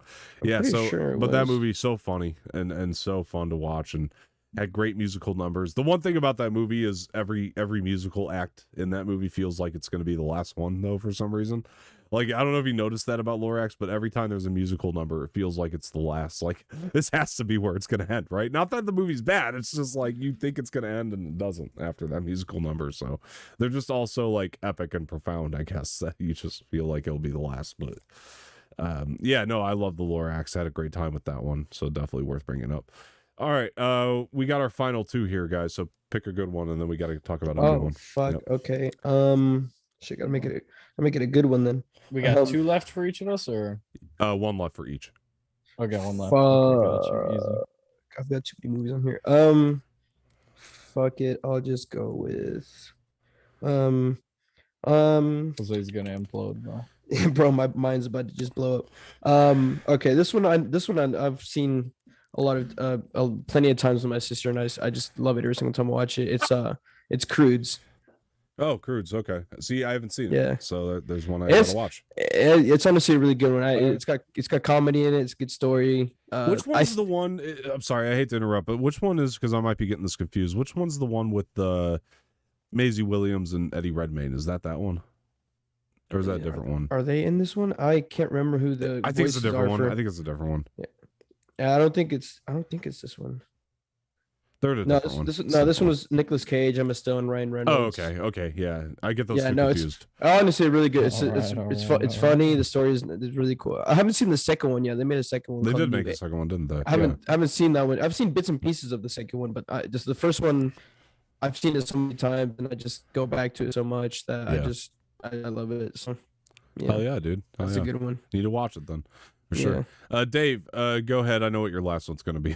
Go ahead, because I know you want to not end the show without mentioning this. But well, now I'm scared. I feel like I'm forgetting something. Wait, you tell me what you think I'm gonna say. Bill Murray movie, not Space Jam.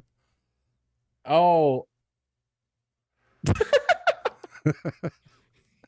Chicken wing?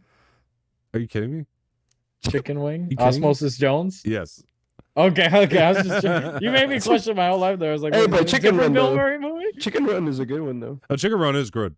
That's a great film. Yeah. Now that you mention it. But no, Osmosis Jones, dude, love that. That one and Wallace and Gromit. That's another good one. Yeah, those like claymation animated movies. Yes. They need to bring that back. Those are fun. The other one I was gonna consider is Fantastic Mr. Fox, which is one of my favorite childhood movies in a claymation. Bring that up. I fucking love, dude. We forget Fantastic Mr. Fox. As a kid, bro, I would read that and I'd watch it and I'd think about like, dude, if I was a fucking fox, dude, or imagine just rolling up and robbing these motherfuckers with cider and turkeys. Get fucking robbed. How did we forget? I love that. Was I think it's Wes Anderson's first animated feature, and it's so consistent with his live action stuff because didn't say it. I'm so happy I brought it up. Oh my God, yeah. I'm so glad you did, because dude. That's a good one right there. Yeah, Bill Murray again. No, George Clooney. Bill Murray's in it, but George Clooney is, and it's so good. It's so good. Like I said, favorite book as a kid, dude. I'd sit there and just think about like, dude, imagine just being a fox and just rolling up and robbing these drunk fools of all their cider and turkey. That was like that was like Goodfellas with me. That was like the most gangster shit ever. I love that. Oh, hell yeah. I'll let you bring up Osmosis Jones though, since that was kind of a side note, but yeah. R.I.P. But yes, Osmosis Jones, dude, amazing. I love the cuts between Bill Murray in real life and then everything that's happening within his body, which is hilarious. Yeah. And like the world building of it, dude, is amazing for the time that it came out. Yeah. I remember this is one of those movies that I got the like special edition DVD case, which wasn't even fancy back then. All it was like like almost like a paper board, and it had like a little clip that went over the front of it, like just barely like an inch on the side. It was supposed to like look cooler, but I fucking love this movie, dude. More than anything, this is like the way you guys feel about Avatar. That's how I feel about Osmosis Jones. Not trying to compare the two. Obviously, it came out a decade earlier, maybe more, but just in terms of like a kid, the world building, being like, this is what it looks like inside my body. This is fucked up. I fucking love that movie. No, such a fun flick, honestly, and action filled too. Yeah, for sure. Yeah, for sure. I really enjoyed that as a kid. One I got to go back and rewatch, and definitely a forgotten one by a lot of people, I think. So big time, definitely something that I think a lot of people need to go back and reappraise. And Bill Murray, man, how can you beat that? So it's so good, Osmosis Jones. He's actually had quite the career in animation. Now that I think about it, old Bill Murray, like he really has, like more than you would think. So yeah, got to hand it to him for that. But yeah, guys. All right, Dave, he just took us home. We're gonna get to Obi Wan in a second. Did we have any news today? I couldn't remember. I didn't really push it today because there wasn't like a lot that came out, but I didn't know if you had anything that you were planning to bring up before we go. I got nothing in terms of news. Okay. I mean, yeah, no, that's fine. The only thing I was going to say, because we haven't actually discussed this as a group yet, the one thing I did want to talk about, at least before Obi-Wan, just briefly, is the Joker 2 news, which is kind of making waves right now. So, is it the Lady Gaga one? Well, it kind of came as a pair where it was like Lady Gaga was cast, and then it's going to be a musical. So, I mean, that's kind of one of the things. So, for me, I'll give my quick opinion on it, and then, like I said, let's make this really brief because we got to get to Obi-Wan. But so my quick opinion on this news is the fact that I think like it kind of goes into what I've been telling you, Jose, a lot is the fact that like I look at Joker and I think of that as a one-off. And so I think it's really smart, and this is my personal opinion, to do the sequel as something completely different. And like it's going to continue the story but add this whole new vibe, whole new element. I mean, Lady Gaga is a great actress. I mean, at least based on Stars Born.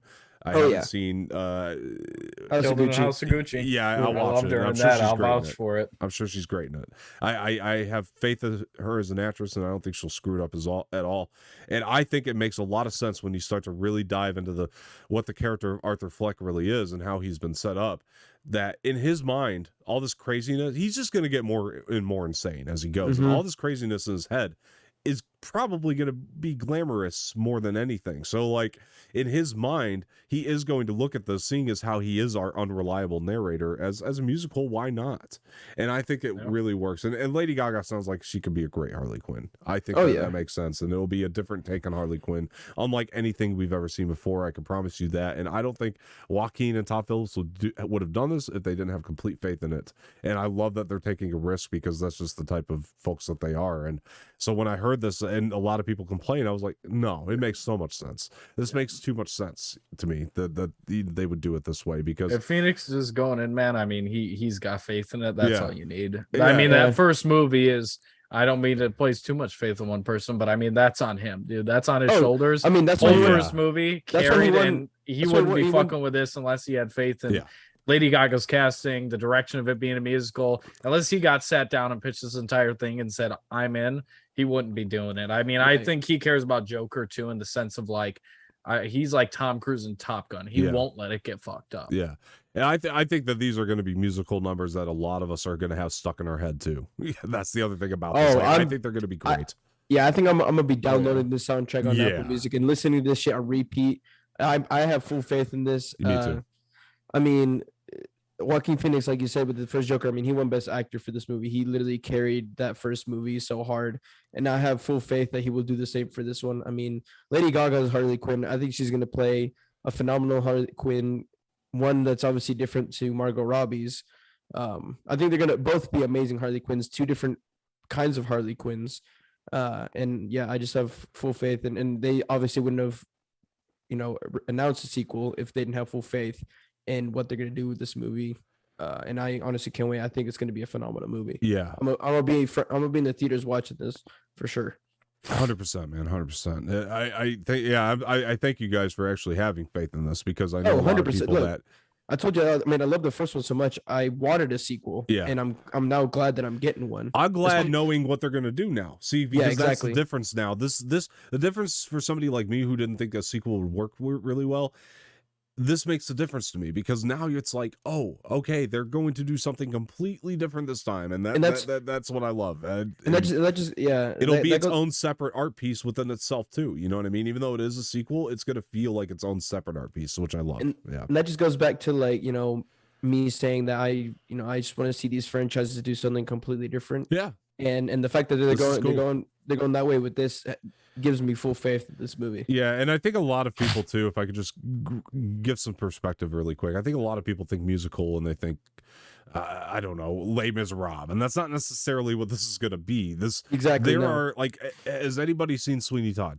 Yes. Oh my gosh, that's a perfect example of the type of tone that you can go for here, and I think that's kind of what they're going to try to do. Because you're still going to get the Joaquin, the Joker, like psycho stuff and some action or whatever, but at the same time, throwing in some music in there, some singing and stuff. I think it's gonna do really well for this. Yeah, it's not going to be, I think, what a lot of people have in mind when they think musical. It's going to be more like a gothic musical, like Sweeney Todd, I would imagine, or something along those lines. Like I think that a lot of people, if they have, but by the way, folks, if you disagree with the story, go watch Sweeney Todd and tell me that musicals can't be dark and gripping and because that movie is one of Tim Burton's best and Johnny Depp's best. And if you haven't seen that, definitely watch it. It's one of the best soundtracks I've heard in a musical. It's looking like the Tim Burton Johnny Depp relationship is like Todd Phillips and Joaquin Phoenix in this sense. Yeah, we'll see, and I hope that they do have that great pairing as far as chemistry goes. Now, I mean, after this, if they want to make more, I don't know, but like I'm accepting the sequel because it's something so different. We'll see after the sequel if we think they should make more. I mean, ultimately, it's their decision. Oh, but, it's ultimately going to depend on how much yeah. money the sequel makes too. That too, There's that. If the trailers Yeah. come out and they're fire, I'm sure it will. But the last one made $1 billion. Why not?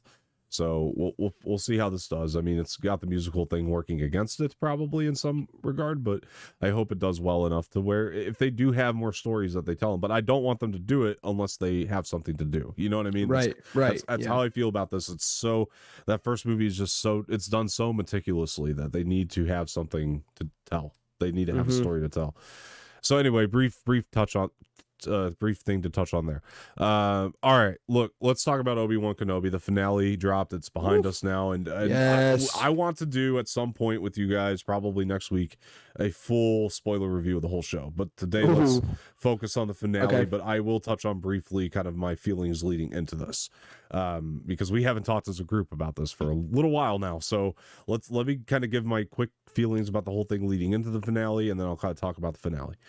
So here are my quick feelings. I thought the pilot episode of Obi-Wan was great. I thought it was really great work. I thought it worked really well. 2 was a little bit of a downgrade, but I didn't really dislike it at all. I just thought it was a slight downgrade from what they had done in episode 1. But it was kind of all good because they both dropped at the same time. So for me, it was like, yeah, okay. Like episode 1 was so good. They're going to do something great with episode 3. And then 3, I think, was like everybody's favorite episode when it dropped. I thought it was really cool to see Obi-Wan fighting in kind of a clunkier style, seeing as, everything he'd been through leading into that. And then you get into episode 4 and 5. 4 was kind of the lull episode. It wasn't bad. I just thought that was definitely the lull episode in terms of it definitely had the most problems to me in number 4, and I definitely there was things that I thought were stupid and inconsistent and with Star Wars in 4, just 1 or 2 things. And then 5 kind of started out with that pace of that sort of what episode 4 had done, but then it just kind of ramped right back up for me toward the end there and set up something really cool. And but overall, at 1 through 5, I was still, by the time I'd gotten around to 5, even though I thought it was great, I was still kind of in this point where overall the series has been up and down. It's not been bad. It's just been very up and down. It's been a series that I've liked. Then this finale comes along. To me, this is one of the most satisfying finales I've ever seen. That's my opinion on it. I loved it. I think the fight is what we came to see, and they delivered so much on that. That was one of the best lightsaber scenes I've ever seen in Star Wars. It's not the best, but it's one of the best, and it's so epic. And I'm hesitant to put it over the fight in Revenge of the Sith, but it's quite up there with me. I thought that they just delivered on that element, and I think the way that they closed up the Leia story and everything like that, just it all came full circle in Obi-Wan's story. I think they achieved the goal that they were trying to achieve with the story. And if I can go back just really quick, one of the things that I just still love about the show is now that I've seen the full vision, I can really think back. This episode really made me think back on the rest of the show and just trying to answer those questions of why was this necessary? Well, for me, it's a necessary series because I'm going to look at A New Hope a lot differently now when I watch that movie. There are a lot of story elements that are dropped in here, and I'm going to look at a lot differently. And the other thing that I'm going to say, and I don't know if I've ever said this or admitted this about myself as a Star Wars fan, because I am both a fan of Revenge of the Sith and I'm a fan of A New Hope. I think both of those movies are fire. New Hope is the better one. It's the masterpiece, and Revenge of the Sith is fucking great.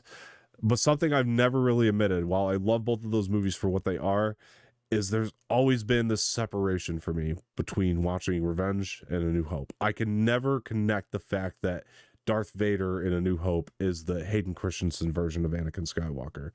This series gave that to me.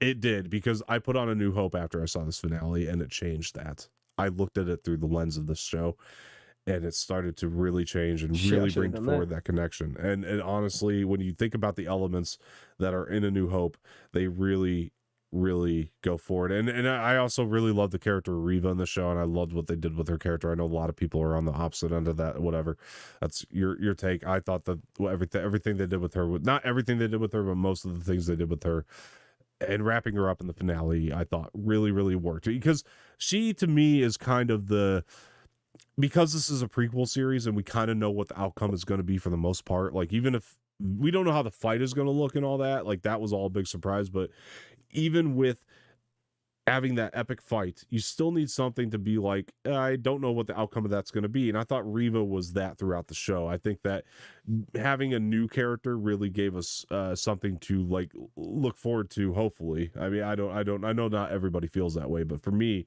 it was something to kind of look through and just be, it was unpredictable each show, each episode of what was going to happen to her.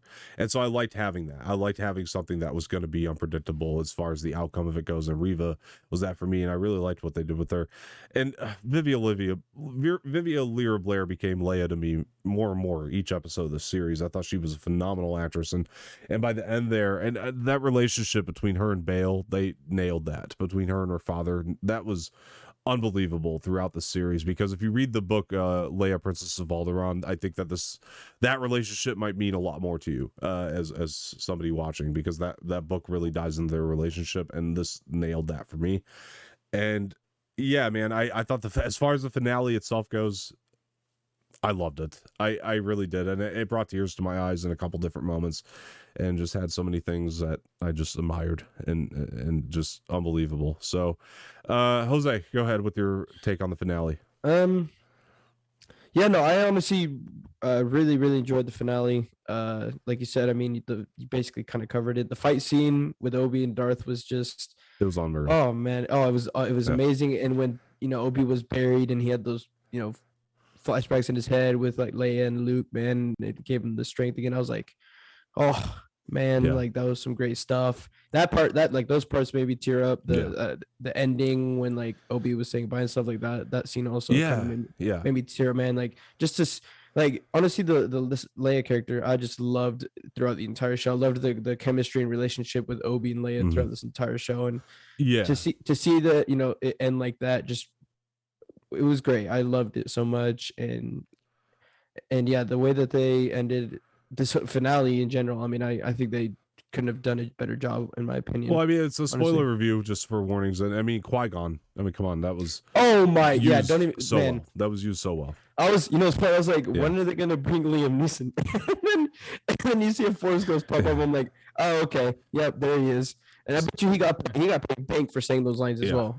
He got paid so much money. Right before he came on screen, Adriana looked at me and goes, "Well, I guess I couldn't afford Liam Neeson."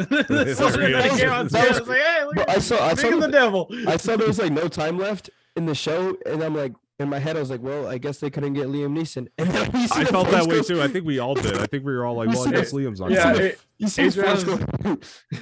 Adriana's little brother is like, there's no end credits scene. I was like, you just got Qui-Gon Jinn. Shut the fuck up. You don't need one. That was it. Like, what else do you need? Well, before I go to you, Dave, because I know that you were somebody that wasn't as high on the show to start with and all that. And for me, when I watched this finale, and I know that hasn't been the case overall, but when I watched the finale, I was like, well, they wrapped up so much. I don't think the finale itself gave fans too much to complain about anymore, because they actually wrapped up a lot of those loose ends and stuff. But I don't know, man. Maybe you do have a different opinion and different take. What were you thinking about this finale?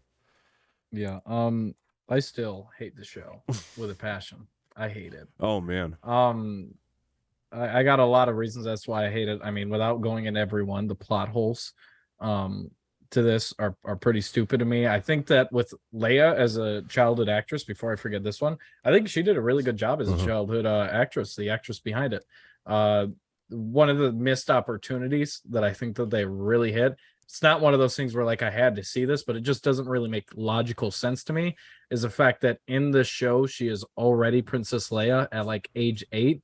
I wish they would have explored more of her coming into the skills and attributes that she has in this time frame, because it doesn't really make much sense to me that such a young child would already be so brave. I mean, some things like being adventurous just comes from like being outside and whatnot, but being brave, the one thing I do like plot wise is that she does like kind of grow into the role, and it's one of the things that Bale hits on at the very end, is her like finding her role and making the galaxy a better place. But for her to actually just like, not be terrified as a Star Destroyer is about to murder everyone there, is just, there's no logical explanation to me for that, for a 9-year-old not to be scared in any way, or at least be scared and overcome that fear with help of anything. I think she just kind of coasted through a lot of things. It's one of the issues I have with childhood stars in the entirety of the show, of like, especially when they put her up in the vents to try to open the doors for the transports, and they're getting hunted down by the stormtroopers are coming in.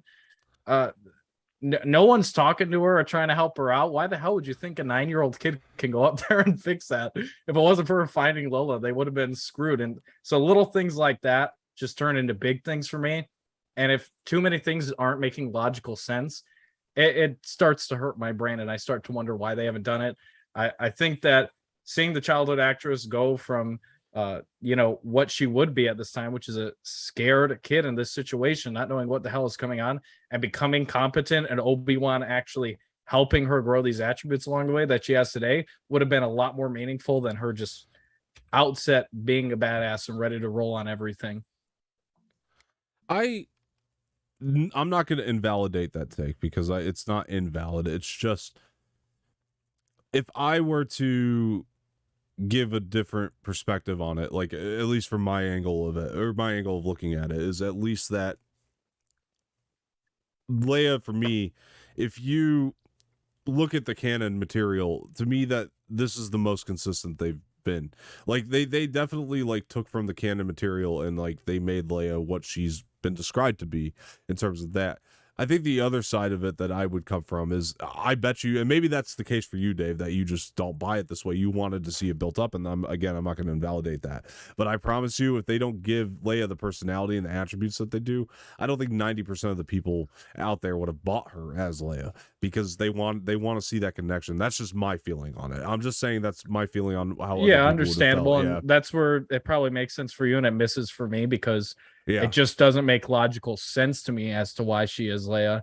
And I think we could have gotten her becoming Leia in the series, given the fact that we decided to base the entire thing around her and put her in every episode. I don't know how that wasn't something that we couldn't explore to give a little bit more depth, especially to the subplots that don't really make sense around her. But on the flip side of that, I also think that there's a lot of moments where I did see that fear for me personally, and there was just like the little nuances in the performance when sure, she would talk brave and all that, but like there was parts where like when Revo was coming to and again, episode 4 is my least favorite in the whole thing, but when Revo was coming to interrogate her, she definitely said a lot of things that were tough. But I think that that's because she has had and this is just me taken from some of the canon material for sure, I think that's like kind of what Bale's just always kind of instilled in her is that toughness. I think that's part of it. But then the other part of it though too is, and at least this is for me, in the nuance of the performance, I mean I saw her lip like quivering a lot of the time, and so for me, like, I did see a lot of that fear behind the badassery, if you want to call it that, or whatever you want to say, the toughness, the bravery. I saw some of the fear behind that and the little nuances in the performance. So for me, it just didn't bother me at all. I just thought that was very consistent with Leia. I really do. And but that's me. That's my take. You wanted more, and I understand where you're coming from. That's fine. But I'll tell you, like, and again, this isn't the full show discussion. One of the biggest nitpicks I think I had in this entire show, though, because I just want to throw it out there, it's so inconsistent with Star Wars, the entire universe as a whole. Episode 4, this is part one of the reasons I hate it so much. I don't hate the episode, I just hate this moment. It will always bother me till the day I die. So they had this they had this whole plan to go break into the Imperial base, which is established as one of their most important bases. There's no security because, quote unquote, nobody would be stupid enough to break into that base. Well, it's been done. There they are. We're showing up. Where are the TIE fighters? They're all hanging up on the ceiling. Where are the guns? Like, do you remember playing like Battlefront 2 back in the day and shit? And you would go through the Imperial bases. Yeah, of course. I did that shit last night, bro. Exactly. And there'd be guns in the front of the bases that you'd have to shoot down. Where is all that? They could just go through the front door and shoot them down. Now, granted, I'm glad that they made one of those rebellion or early rebellion fighters die there, because otherwise it just would have been completely unbelievable and there would have been no stakes to it. So luckily somebody actually died. Yeah, I would have sent it X-Wings and be like, yo, go beat their ass. They ain't got shit for Earth. That's what I meant, X-Wings. I think I said TIE fighters. I'm sorry. We're the X-Wings. They're hanging on the ceiling. Air speeders, right? Yeah. And that's what the hell, man? Like, that was one of the biggest inconsistencies of the universe. It's the Empire. You're telling me they don't got security on this thing? Come on. That, I mean, to further the security issues, I literally got up and walked out of the room. I needed to go get myself a drink when they start fucking Muppet Manning Leia through the base, and as she's hiding, Muppet Man is when they hide under the fucking coat. And I'm like, see, I looked at that as comedic relief. I looked at that as comedic relief, and not to mention Reva found him pretty fast. I mean, I get that it was Reva. The millions of people walking by. I mean, not millions, it's hyperbole, but it wasn't the smartest plan. But on the same hand, I don't know what else he would have done in the moment. It wasn't the smartest plan, but I don't know. But Reva found him. Fought their way through a side hatch door. Anything would have been better than that. I don't know. But like, I don't know. But either way, I just didn't hate that. I got a chuckle out of it myself. I thought it was funny.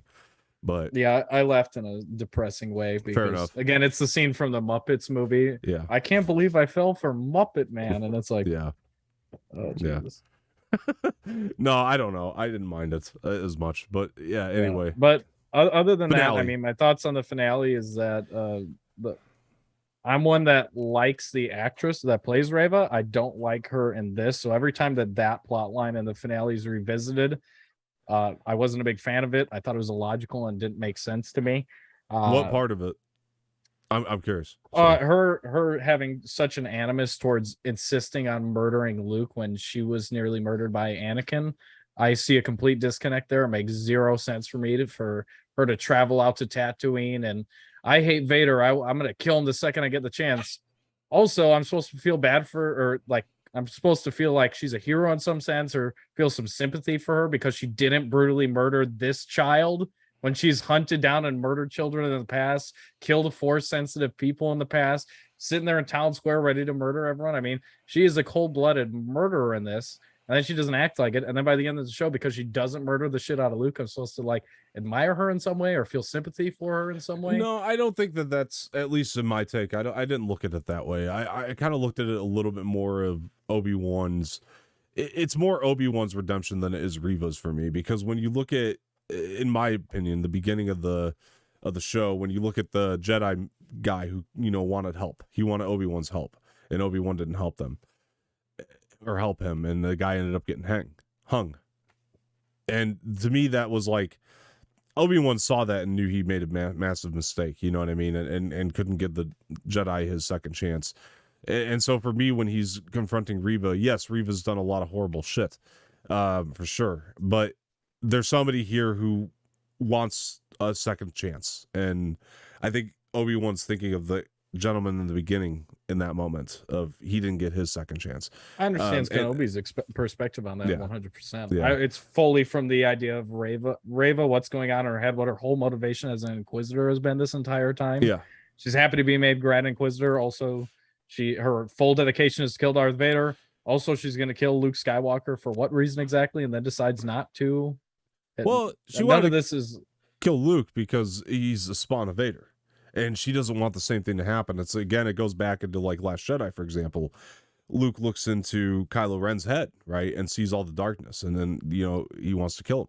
It's the same thing here. It kind of goes back into that for me, like to where it's like, yeah, she sees that this is a spawn of Vader. This can't go well, right? And then all of a sudden, she wants to kill him, and then she has a moment of weakness. And even an example, I mean, that's just a logical fallacy for me, because they knew that Rey was Palpatine's spawn basically, and he trained her anyways. He knew the potential for Rey to be evil, trains her anyways, despite what happened. Yeah, but you're talking about Luke. So you're talking about Luke, and Luke. But again, that's the logical fallacy Luke of that entire idea. Luke didn't know at first, though. He saw the evil in her, though. He knew that. He didn't train her. He never did train her. When did he train her? Because he didn't. Once he saw the darkness in her, he trained her up until the point where he saw the darkness. Yeah, and then he no, I'm not going to train you ever again. Yeah, and then before his death, and even after death, he continued his instilled belief in Rey. No, he talked. When he comes back as a Force ghost, and he's not cheering her on. Was he shit talking her? Oh, as a Force ghost, right? Well, that's what I'm saying. As a Force ghost. Well, that's because of the moment, and this has always been my perspective on that. So in the moment when Luke is sitting on the what do they call that, like the Force circle, whatever, where he had Rey sitting cross-legged. He made a connection with Leia in that moment through the Force. And I have a lot of problems with Rise of Skywalker, by the way. So just throw that don't even get me started on that movie. But this is not one of them. Like, honestly, because to me, like when he's sitting on that Force circle or whatever, being cross-legged, to me, that's when he made that connection with Leia. And then Leia is actually the one that talked the sense into him. And that makes a lot of sense to me, actually. And now even looking at this Obi Wan show, Leia's kind of been around it seems like, or been around a person like Obi Wan who would give somebody a second chance. So that actually makes it even more poetic to me, because I think Leia is the one that talked Luke into that, because Luke wanted nothing to do with Rey. And he tried, and then he walked away again once he saw the darkness in Rey. That's Luke. Luke made the decision to walk away again, and then he spoke with her, but then like that's where everything went to shit. Is when Luke put his ideals in Rey in The Last Jedi, because that's when Rey was like, I'm going to go talk to Ben Solo because he's the only one that can help me, apparently, because this guy's not. There's no hope for me. And so that's the idea that I look at it from. This went on a whole side note, the whole tangent. But that's kind of where I look at it from. That's just one of the themes of Star Wars that I have a huge logical fallacy with. Again, the whole thing that even beats that up without going too deep into it is, again, the whole basis of OT Luke Skywalker is knowing that there's a little bit of good in his father, and that's worth saving. So again, that's something that kills in the sequel. Something that kills me in this show is the fact that Reva is obsessed with the fact and has PTSD and direct lines to the fact that she was nothing but a child, and Anakin went after her and tried to kill her. And then what does she try to do at the end of the show? What? Wait a minute, though, because did he save his father? He brought him back to the light side, but I promise you, if Vader goes back to the rebellion, Vader's getting locked up. Vader's not gonna just get away scot-free. That's not true. I don't understand what you're saying. Well, you're saying because Luke saw the little bit of good in his dad and would have saved him, right? Yeah. Right. So that's what I'm saying. Like, yeah, he would have saved him because he doesn't believe in the Jedi way of killing somebody. That's why Luke would have saved him. But other than that, because Luke's whole idea was to redefine the Jedi. So when you look at that through that lens, all he's going to do is, he's going to save Vader. But if Vader didn't die, Vader's getting locked up at the rebellion base. I can't confirm that. I say that saving him. He's not dead. He didn't murder him in cold blood like he knew he could. Yeah, but then he decides to try it on his nephew because of a moment of weakness. Because we all know we have moments of weaknesses where we decide to just smack our fucking nephew. Well, we have moments of weakness where we think about it, but then we don't. I have never thought about that ever. Well, not us, but people with the Force who are trying to find balance. People that are crazy, maybe. I don't think Luke Skywalker's a crazy person. Maybe Reva is, because she's obsessed with the fact that Anakin almost murdered her as a child, and then goes, "Oh, I was nothing but an innocent child. I can't believe that someone would try to kill me." Without the foresight of just thinking that the Jedi is evil, the Jedi is bad, and for that they judge a whole group of people. And then she goes and judges someone based on basic genetics. That this guy's probably going to be evil. It's Vader's kid. Back up. Hang on a second though, because Luke has. It's a whole separate discussion now. But Luke has Vader in him. We saw what Anakin did. Luke has a little bit of that in him. He still does, like regardless of whether he made a choice in the moment of Return of the Jedi or not, Luke still has those genes of Anakin in him, and he's going to have moments of weakness. That was always foreshadowed in Empire Strikes Back, whether Lucas wanted to or not. When you look back at it, it actually makes a lot of sense, because Yoda tells Luke, or Luke says to Yoda, "I'm not afraid," and Yoda says, "You will be. You will be." Luke had a moment of fear. He was afraid. He was afraid of what he saw in Kylo Ren. That's what made him ignite his saber. Did he kill him? No, he didn't go through with it. But Ben Solo, Kylo Ren, had a misunderstanding when he woke up, when he saw him with the lightsaber, and understandably so, which is why I think Kylo Ren's such a powerful character in the first place. You understand his perspective. You understand why he did eventually run out to me. Yeah, exactly. You understand that. That's a lot of that stuff is to help out the character of Kylo Ren too, but narratively anyway. But then, on the other hand of it, though, Luke had him. Look, you go in and we don't know what that looks like. That's one of the pieces of ambiguity I really love that was carried forward. When Luke goes in, we don't know what that looks like, the darkness. We don't know that. And that's whatever Luke saw could have been really, really fucking bad. Like, and to the point where he's like, I went through this madness once already. I don't want to go through it again. I don't want that again. So I'm going to take care of it now. But then he says that, wait a minute, that's not the Jedi way. That's not the way I thought about. Last time I was here, I threw that lightsaber. Last time I was in here, I threw that saber away. He puts, detracts the saber and doesn't go through it, or he didn't detract the saber in time, but he didn't go through it. He lowered it. He was going to. He lowered it, right? And he didn't go through with it at the end of the day. So that's, to me, where all that comes from. I forgot how we started this. I know it had to do with Reva, but just the logical disconnect of Reva's motivation behind wanting to take out Luke when he's just an innocent child, like she was. Yeah, I disagree. And I for both of the issues, I think I understand what we're missing, and that is, I have the logical fallacy of how the hell did it take you this long to see it? Mm-hmm. I like Luke is semi-impulsive within his career, within the universe. Luke is somewhat impulsive. It makes zero sense to me that he would be so impulsive unless they just hid the fact that he was doing hardcore meth and heroin behind the scenes before going to take out Kylo. He was much more well thought out and smart enough to not just go in there and then in the emotion think to take out Kylo. And that's one of the issues I have with this show, is that I love Darth Vader in this. I love Anakin's dead, but that also just reaffirms more that look at how awful Darth Vader was. There is no way that he saw anything, because Kylo Ren is not honestly portrayed as that evil.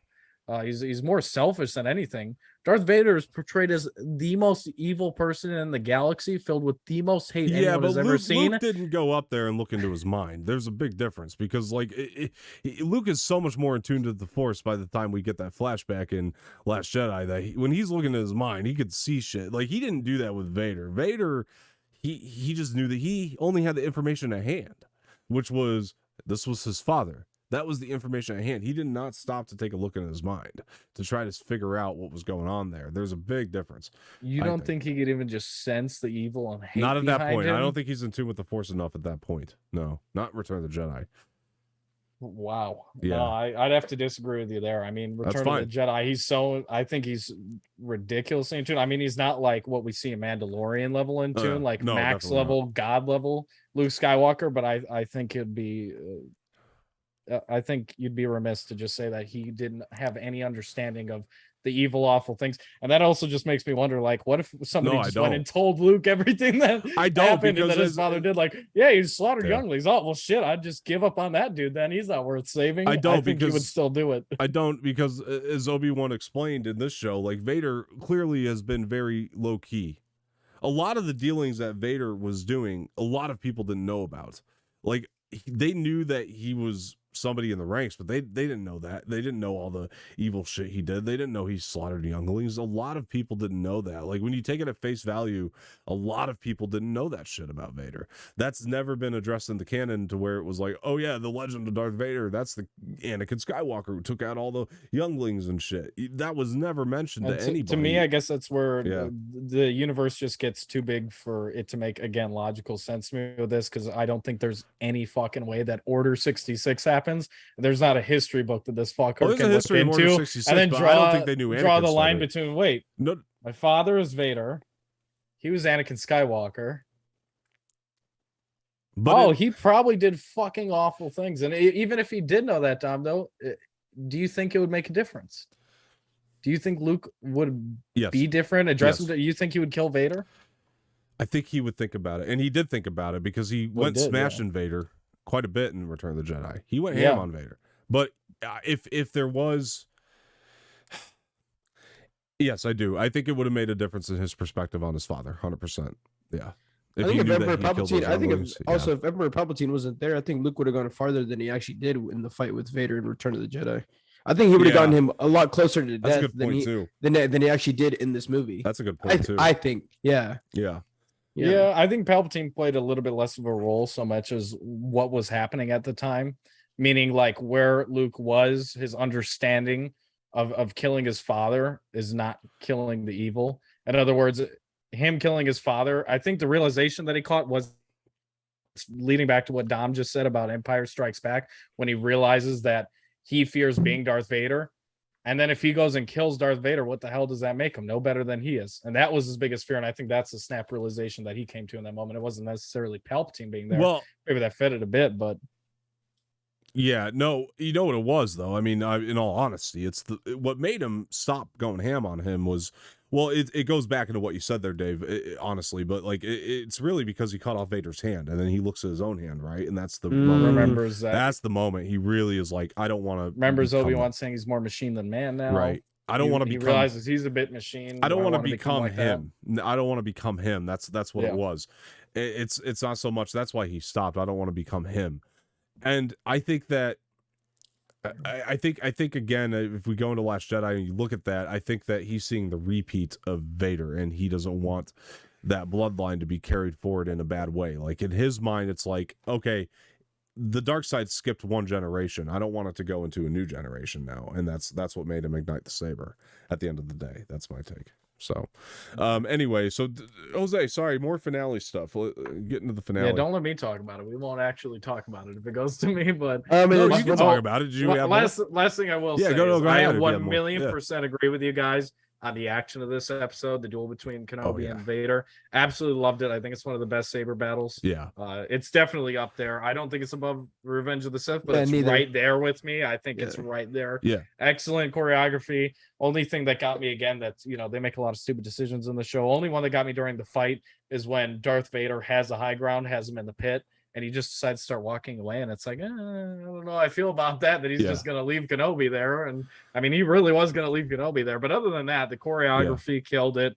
Amazing. I thought Owen and Beru's character of, taking up arms is stupid, but badass, good on them. They ain't fucking around. Yeah. No, I liked it. I like that the Owen Beru stuff I enjoyed because it definitely, it goes back into that protection of Luke, how everybody would have done anything in their power to protect that child. When you see the Maul and Obi-Wan fight in Rebels, when Maul's going after Luke and then Obi-Wan just takes him out in one shot. It's one of the best fucking lightsaber scenes out there, but it's just like Obi-Wan was going to do everything in that moment to protect that child. And I love that we built Obi-Wan kind of back to that point too, to where now we can really buy that in Rebels, that he became that, powerful, because now he's going to go off training with Qui-Gon, right? So I love all that. But anyway, to point something out really quick, this is my take, and like Dave's take is not the unpopular one, so I want to point that out really quick. So Dave's take is not unpopular, so that's just my take is just my take, and his take is just your take is just your take. I mean, it's not unpopular for you. And I purposely brought up, by the way, the points that I knew were a little bit debatable there, because I don't want to start smashing the thing and giving everyone ammunition to smash things that aren't worth smashing. Absolutely. No, dude, it's your take. It's cool. Anyway, Jose, go ahead and add whatever you want to add about the finale and all this stuff. Jeez, no, I mean, y'all basically covered in that conversation. Jesus. We talked about honestly, all Star Wars, Jesus, there, right? Yeah, that was a whole philosophical thing. No, I guess I'll just say that, I mean, the ending again, I mean, it just you know where he's going. He's going to that cave where he hermited in A New Hope. I mean, that was probably the best ending that I could probably ask for. It was great. We didn't need any more. Just end it there. Boom, perfect. Nothing else. Go get a house, bro. Exactly. He was moving. he was moving houses. He was he's like, dude, I shouldn't even live. I ain't living in a cave no more, like some bitch. I'm gonna go live in a house. Real estate business is a little slow in Tatooine, I think. Do you think Bail Organa paid him? That's probably. Bro, I need money. I'm living in a cave, by the way. Dude. Could you imagine? I'll take a payout. He had to have. Oh yeah. I mean, for bringing his daughter back, you already know this man got a fat paycheck. The other thing I'll say too is that I still don't know where I rank this with the Star Wars shows. I mean, it's definitely it's a good. It's definitely. I mean, Mandalorian is still going to be my favorite to this day. So far from the shows that have come out, I still don't know where I rank this with Boba Fett. I'd probably have to watch both of the shows again through, because I've only seen both of these shows once. But all in all, I mean, the show, I feel like in some parts could have been better. They could have gone different ways, in my opinion. It's not flawless, that's for sure. Yeah, exactly. Yeah. I mean, it's not Mandalorian where, I mean, it's basically flawless. But damn near. Yeah, basically. But no, I mean, I did like it. I didn't hate it. I didn't love it either. Yeah. Episode 2 and 4 were kind of like, eh. Yeah. 5 was all right. It's been a roller coaster. Yeah, 3 was definitely probably one of my favorites. 3 in this finale were probably like, and episode 1 too. I mean, episode 1 wasn't like the levels of 3 and 6, but I really did enjoy the first episode too. But like 3 and 6 are really probably like my 2 favorites if I had to choose. Yeah, for sure. Yeah. If I could throw out one more, I feel like this is a nitpick on my part, but I do feel like there is a tendency in the show for people on the dark side to let other people live that could be a possible threat to them, and that's another complaint I would throw out if I could. There's a couple different moments of that, right? Like, and I just wonder about that a little bit. So that's when he there's a scene where he's basically burning Obi-Wan and then he just lets him escape. That's one. I can imagine one of the Inquisitors is just in there like, man, I want to make sure I cross my T's and dot my I's. These motherfuckers are not killing people. Yeah. Although I was glad the Grand Inquisitor was still alive, so now it doesn't break canon with Rebels and people can stop bitching. Big time broken canon. So I'm glad they left him alive. You know what? Oh my gosh, man! I always bring this up. I told you, Jose. By the way, remember we were having I told you he had to live. There was no way. Let me tell you too. My friends in my class, like, for one, hated the Leia character so much. I don't know why. I think she's and for two, they hated the fact that the Grand Inquisitor was alive. Weren't they bitching about him being dead though? No, they were bitching about him coming back to life. I remember he has to be alive. They can't kill him. I don't know why. Yeah, I was gonna say. I don't know. Fuck, you'd want him dead. I think it's because they didn't know Star Wars canon. But I mean, they were like, why did they bring this bitch back to life? They were like, there's no point. I was like, he is kind of creepy. Do you know Star Wars canon? So really quick, by the way. So I know I told Jose this, at least. I don't remember if I told Dave or not. I had leaks for the show. I knew where Reva was going to go before seeing it. So yeah, you also told me where the finale was gonna kind of go too. I remember you told me that. So let me tell you something. So this is what's interesting about this. So everything lined up with the leaks that I had, except one thing. Reva was supposed to get choked by Vader and killed at the end. So my question is did they cut it because they have future plans for Reva? Yes, that's my guess. And you know what's funny? You know what the funny thing is too is that a lot of my friends in my class said that in episode 6, Reva should die. A lot of them were like, I really think that Reva should die in the finale.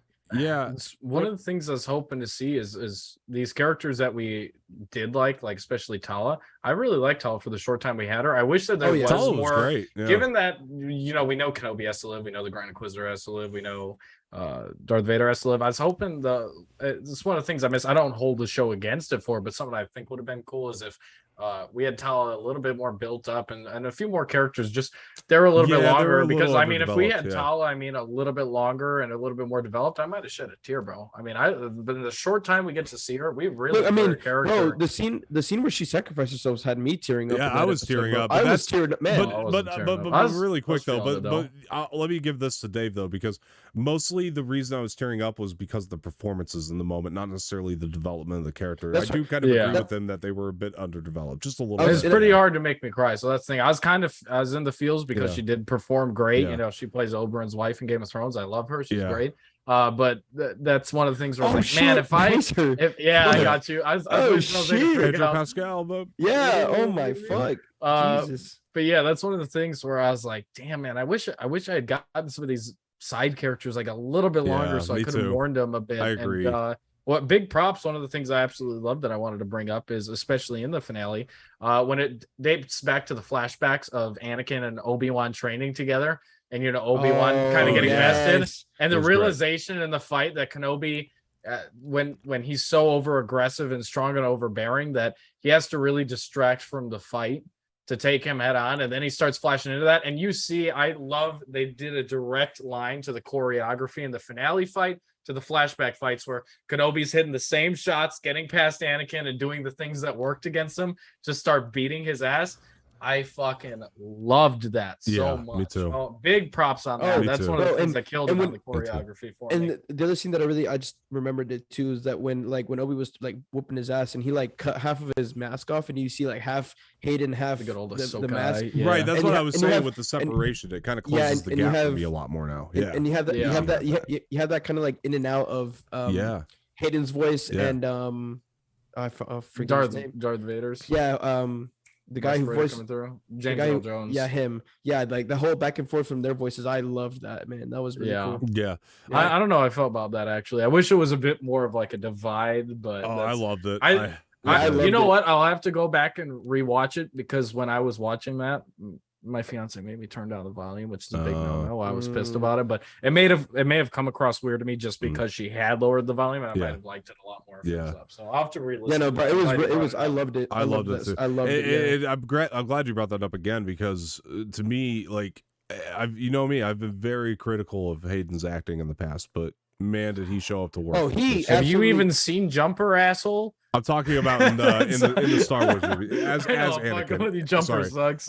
As Anakin. But yeah, honestly, he really came to outperform himself, man. He really came to show, man. He killed it in this. Yeah, he did really, really well. With the limited movement that comes with Darth Vader's outfit, he really just did it like.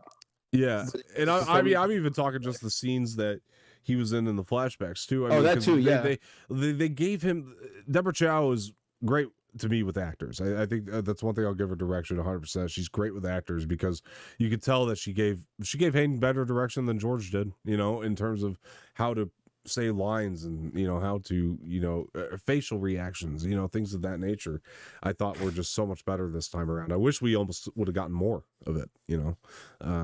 So I thought that played really nicely for sure. Big shout out, by the way, something that Disney has to fix with these series is man, these YouTubers out here, man, are just shitting on the Disney editors where like they de-age Anakin and make them look so good, and it's like, dude, Disney's got to start hiring these YouTubers, man, because these guys can do it in like a day. They got to keep it up, man. Yeah, they did get the one for Luke. And the dude that did Anakin, man, he did such a fucking good job, and I was like, shit, this makes Disney look like shit for putting this up. I saw the video. I know. Yeah, I think they really, even with that one, I think they really only used makeup on him for some reason, and not even any de-aging CGI. I think it was mostly makeup in that one. But yeah, I don't disagree with that entirely. I think that while I really love the scenes themselves, and I bought it for the reasons that I had to. Yeah, their acting sells it. But yeah, looking at his wrinkly ass face is like, okay, I'm not falling for this. He's aged quite a bit. Bro, he's still looking good, but yeah, he's young when the original happened. But my guy looks older than Ewan McGregor somehow. It's crazy. I'm not even kidding. It kind of does, yeah. I'm not even kidding you. No, even in he looks old as fuck. Even in real life, for some reason, to me, Hayden just looks older than Ewan McGregor. It's crazy. Yeah. It's no offense, Hayden Christensen. I love you, man. I'll hug you if I see you in real life. But he does have them crackhead dimples that those crackheads get at 35. Yeah. That's not flattering. Well, all right. Look, this if I had to rank them at this point, I would probably go Mando season 2. Then for me, it's Obi-Wan, the Mando season 1, and then Boba Fett. The live action shows, that's where I'm at. So I'd go Mando 2, Mando 1, Obi-Wan, Boba. Yeah. That's right. That's how I'd go. I'll give it Mando 2, Mando 1, and then I'm going to put Kenobi above of Boba just barely. And that's mainly because I think that the good that Kenobi did outweighed my issues with it nonetheless. And some of the scenes of Boba Fett are just as bad, but not talked about enough as the ones that I take issue with in Kenobi. Biggest one that everyone knows about is the village people coming up and starting to fight. They're all just kind of standing there, and it kind of looks like me if I was in Star Wars thinking I'm badass, and they're all just kind of standing there running like idiots. Yeah. So Dave, you and I have the same ranking then. That's cool. Yeah. Yeah, I love you, Jose. I love you too, man. I just put it's what unfortunately puts one under Obi-Wan for me. Mandalorian season 1 is the Tatooine episode with the hey Mando, that guy. That guy was terrible. One scene compared to an entire show of Obi-Wan that had so many goddamn flaws. Wow. No, I think one had more flaws than that. I definitely there were definitely cheesy moments in 1 for sure throughout, but they really found their footing in 2. Mandalorian season 2 for me is the best Star Wars Disney's put out. And I can't wait. Yeah. And I can't wait for season 3. I already know it's going to be a masterpiece. Yeah, their opening is killer though. You can't even argue that. Oh yeah, 100% season opening, dude. Oh yeah, kills the dude in the fucking doorway. I remember looking up and just telling my fiance, is like, this is the fucking Mandalorian. Yeah. Kills him with a door. I love that. No, that pilot is really honestly good. Speaking of in-suit performances, Pedro Pascal, man, he is just Absolutely. He's the man. He's hot. Absolutely. Yeah, he is. Man, it's a crazy time we're in, though. We have 4 Star Wars shows, and then like there was a time not that long ago where we were wondering what this would look like, and here we are with 4 of them. So we're about to get like 2 or 3 more. Biggest takeaway for the consumer is, in my opinion, don't be afraid to speak up on the things that you take issues with, because they should be addressed and fixed. But I'm happy if I go back and do a Star Wars rewatch like I always do.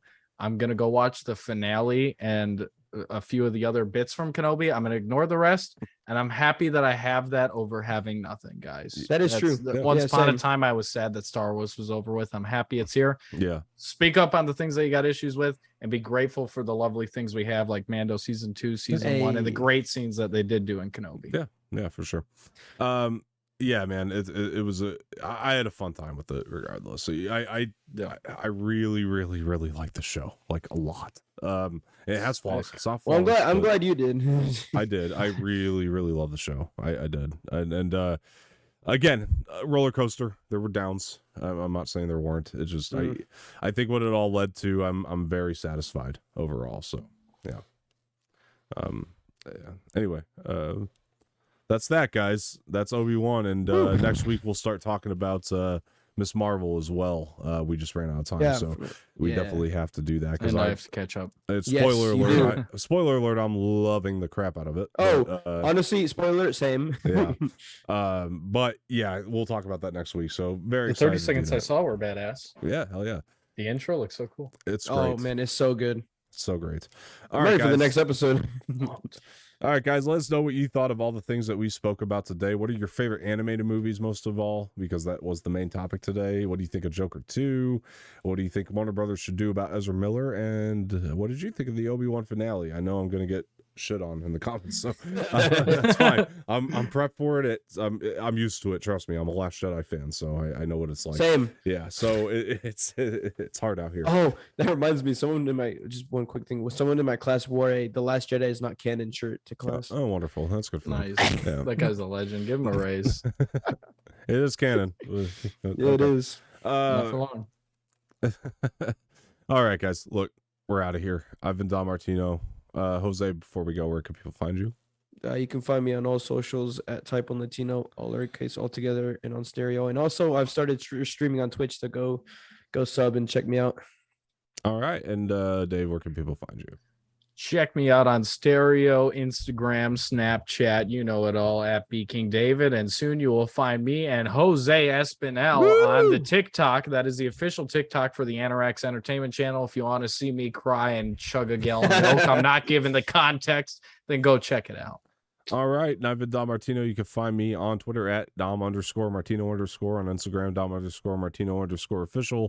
Lightyear review, it will be coming soon. I promise I will get this thing cut together. I've had a lot of family to deal with recently, and I know Dave has too, and we've been busy, so we're going to get back to it.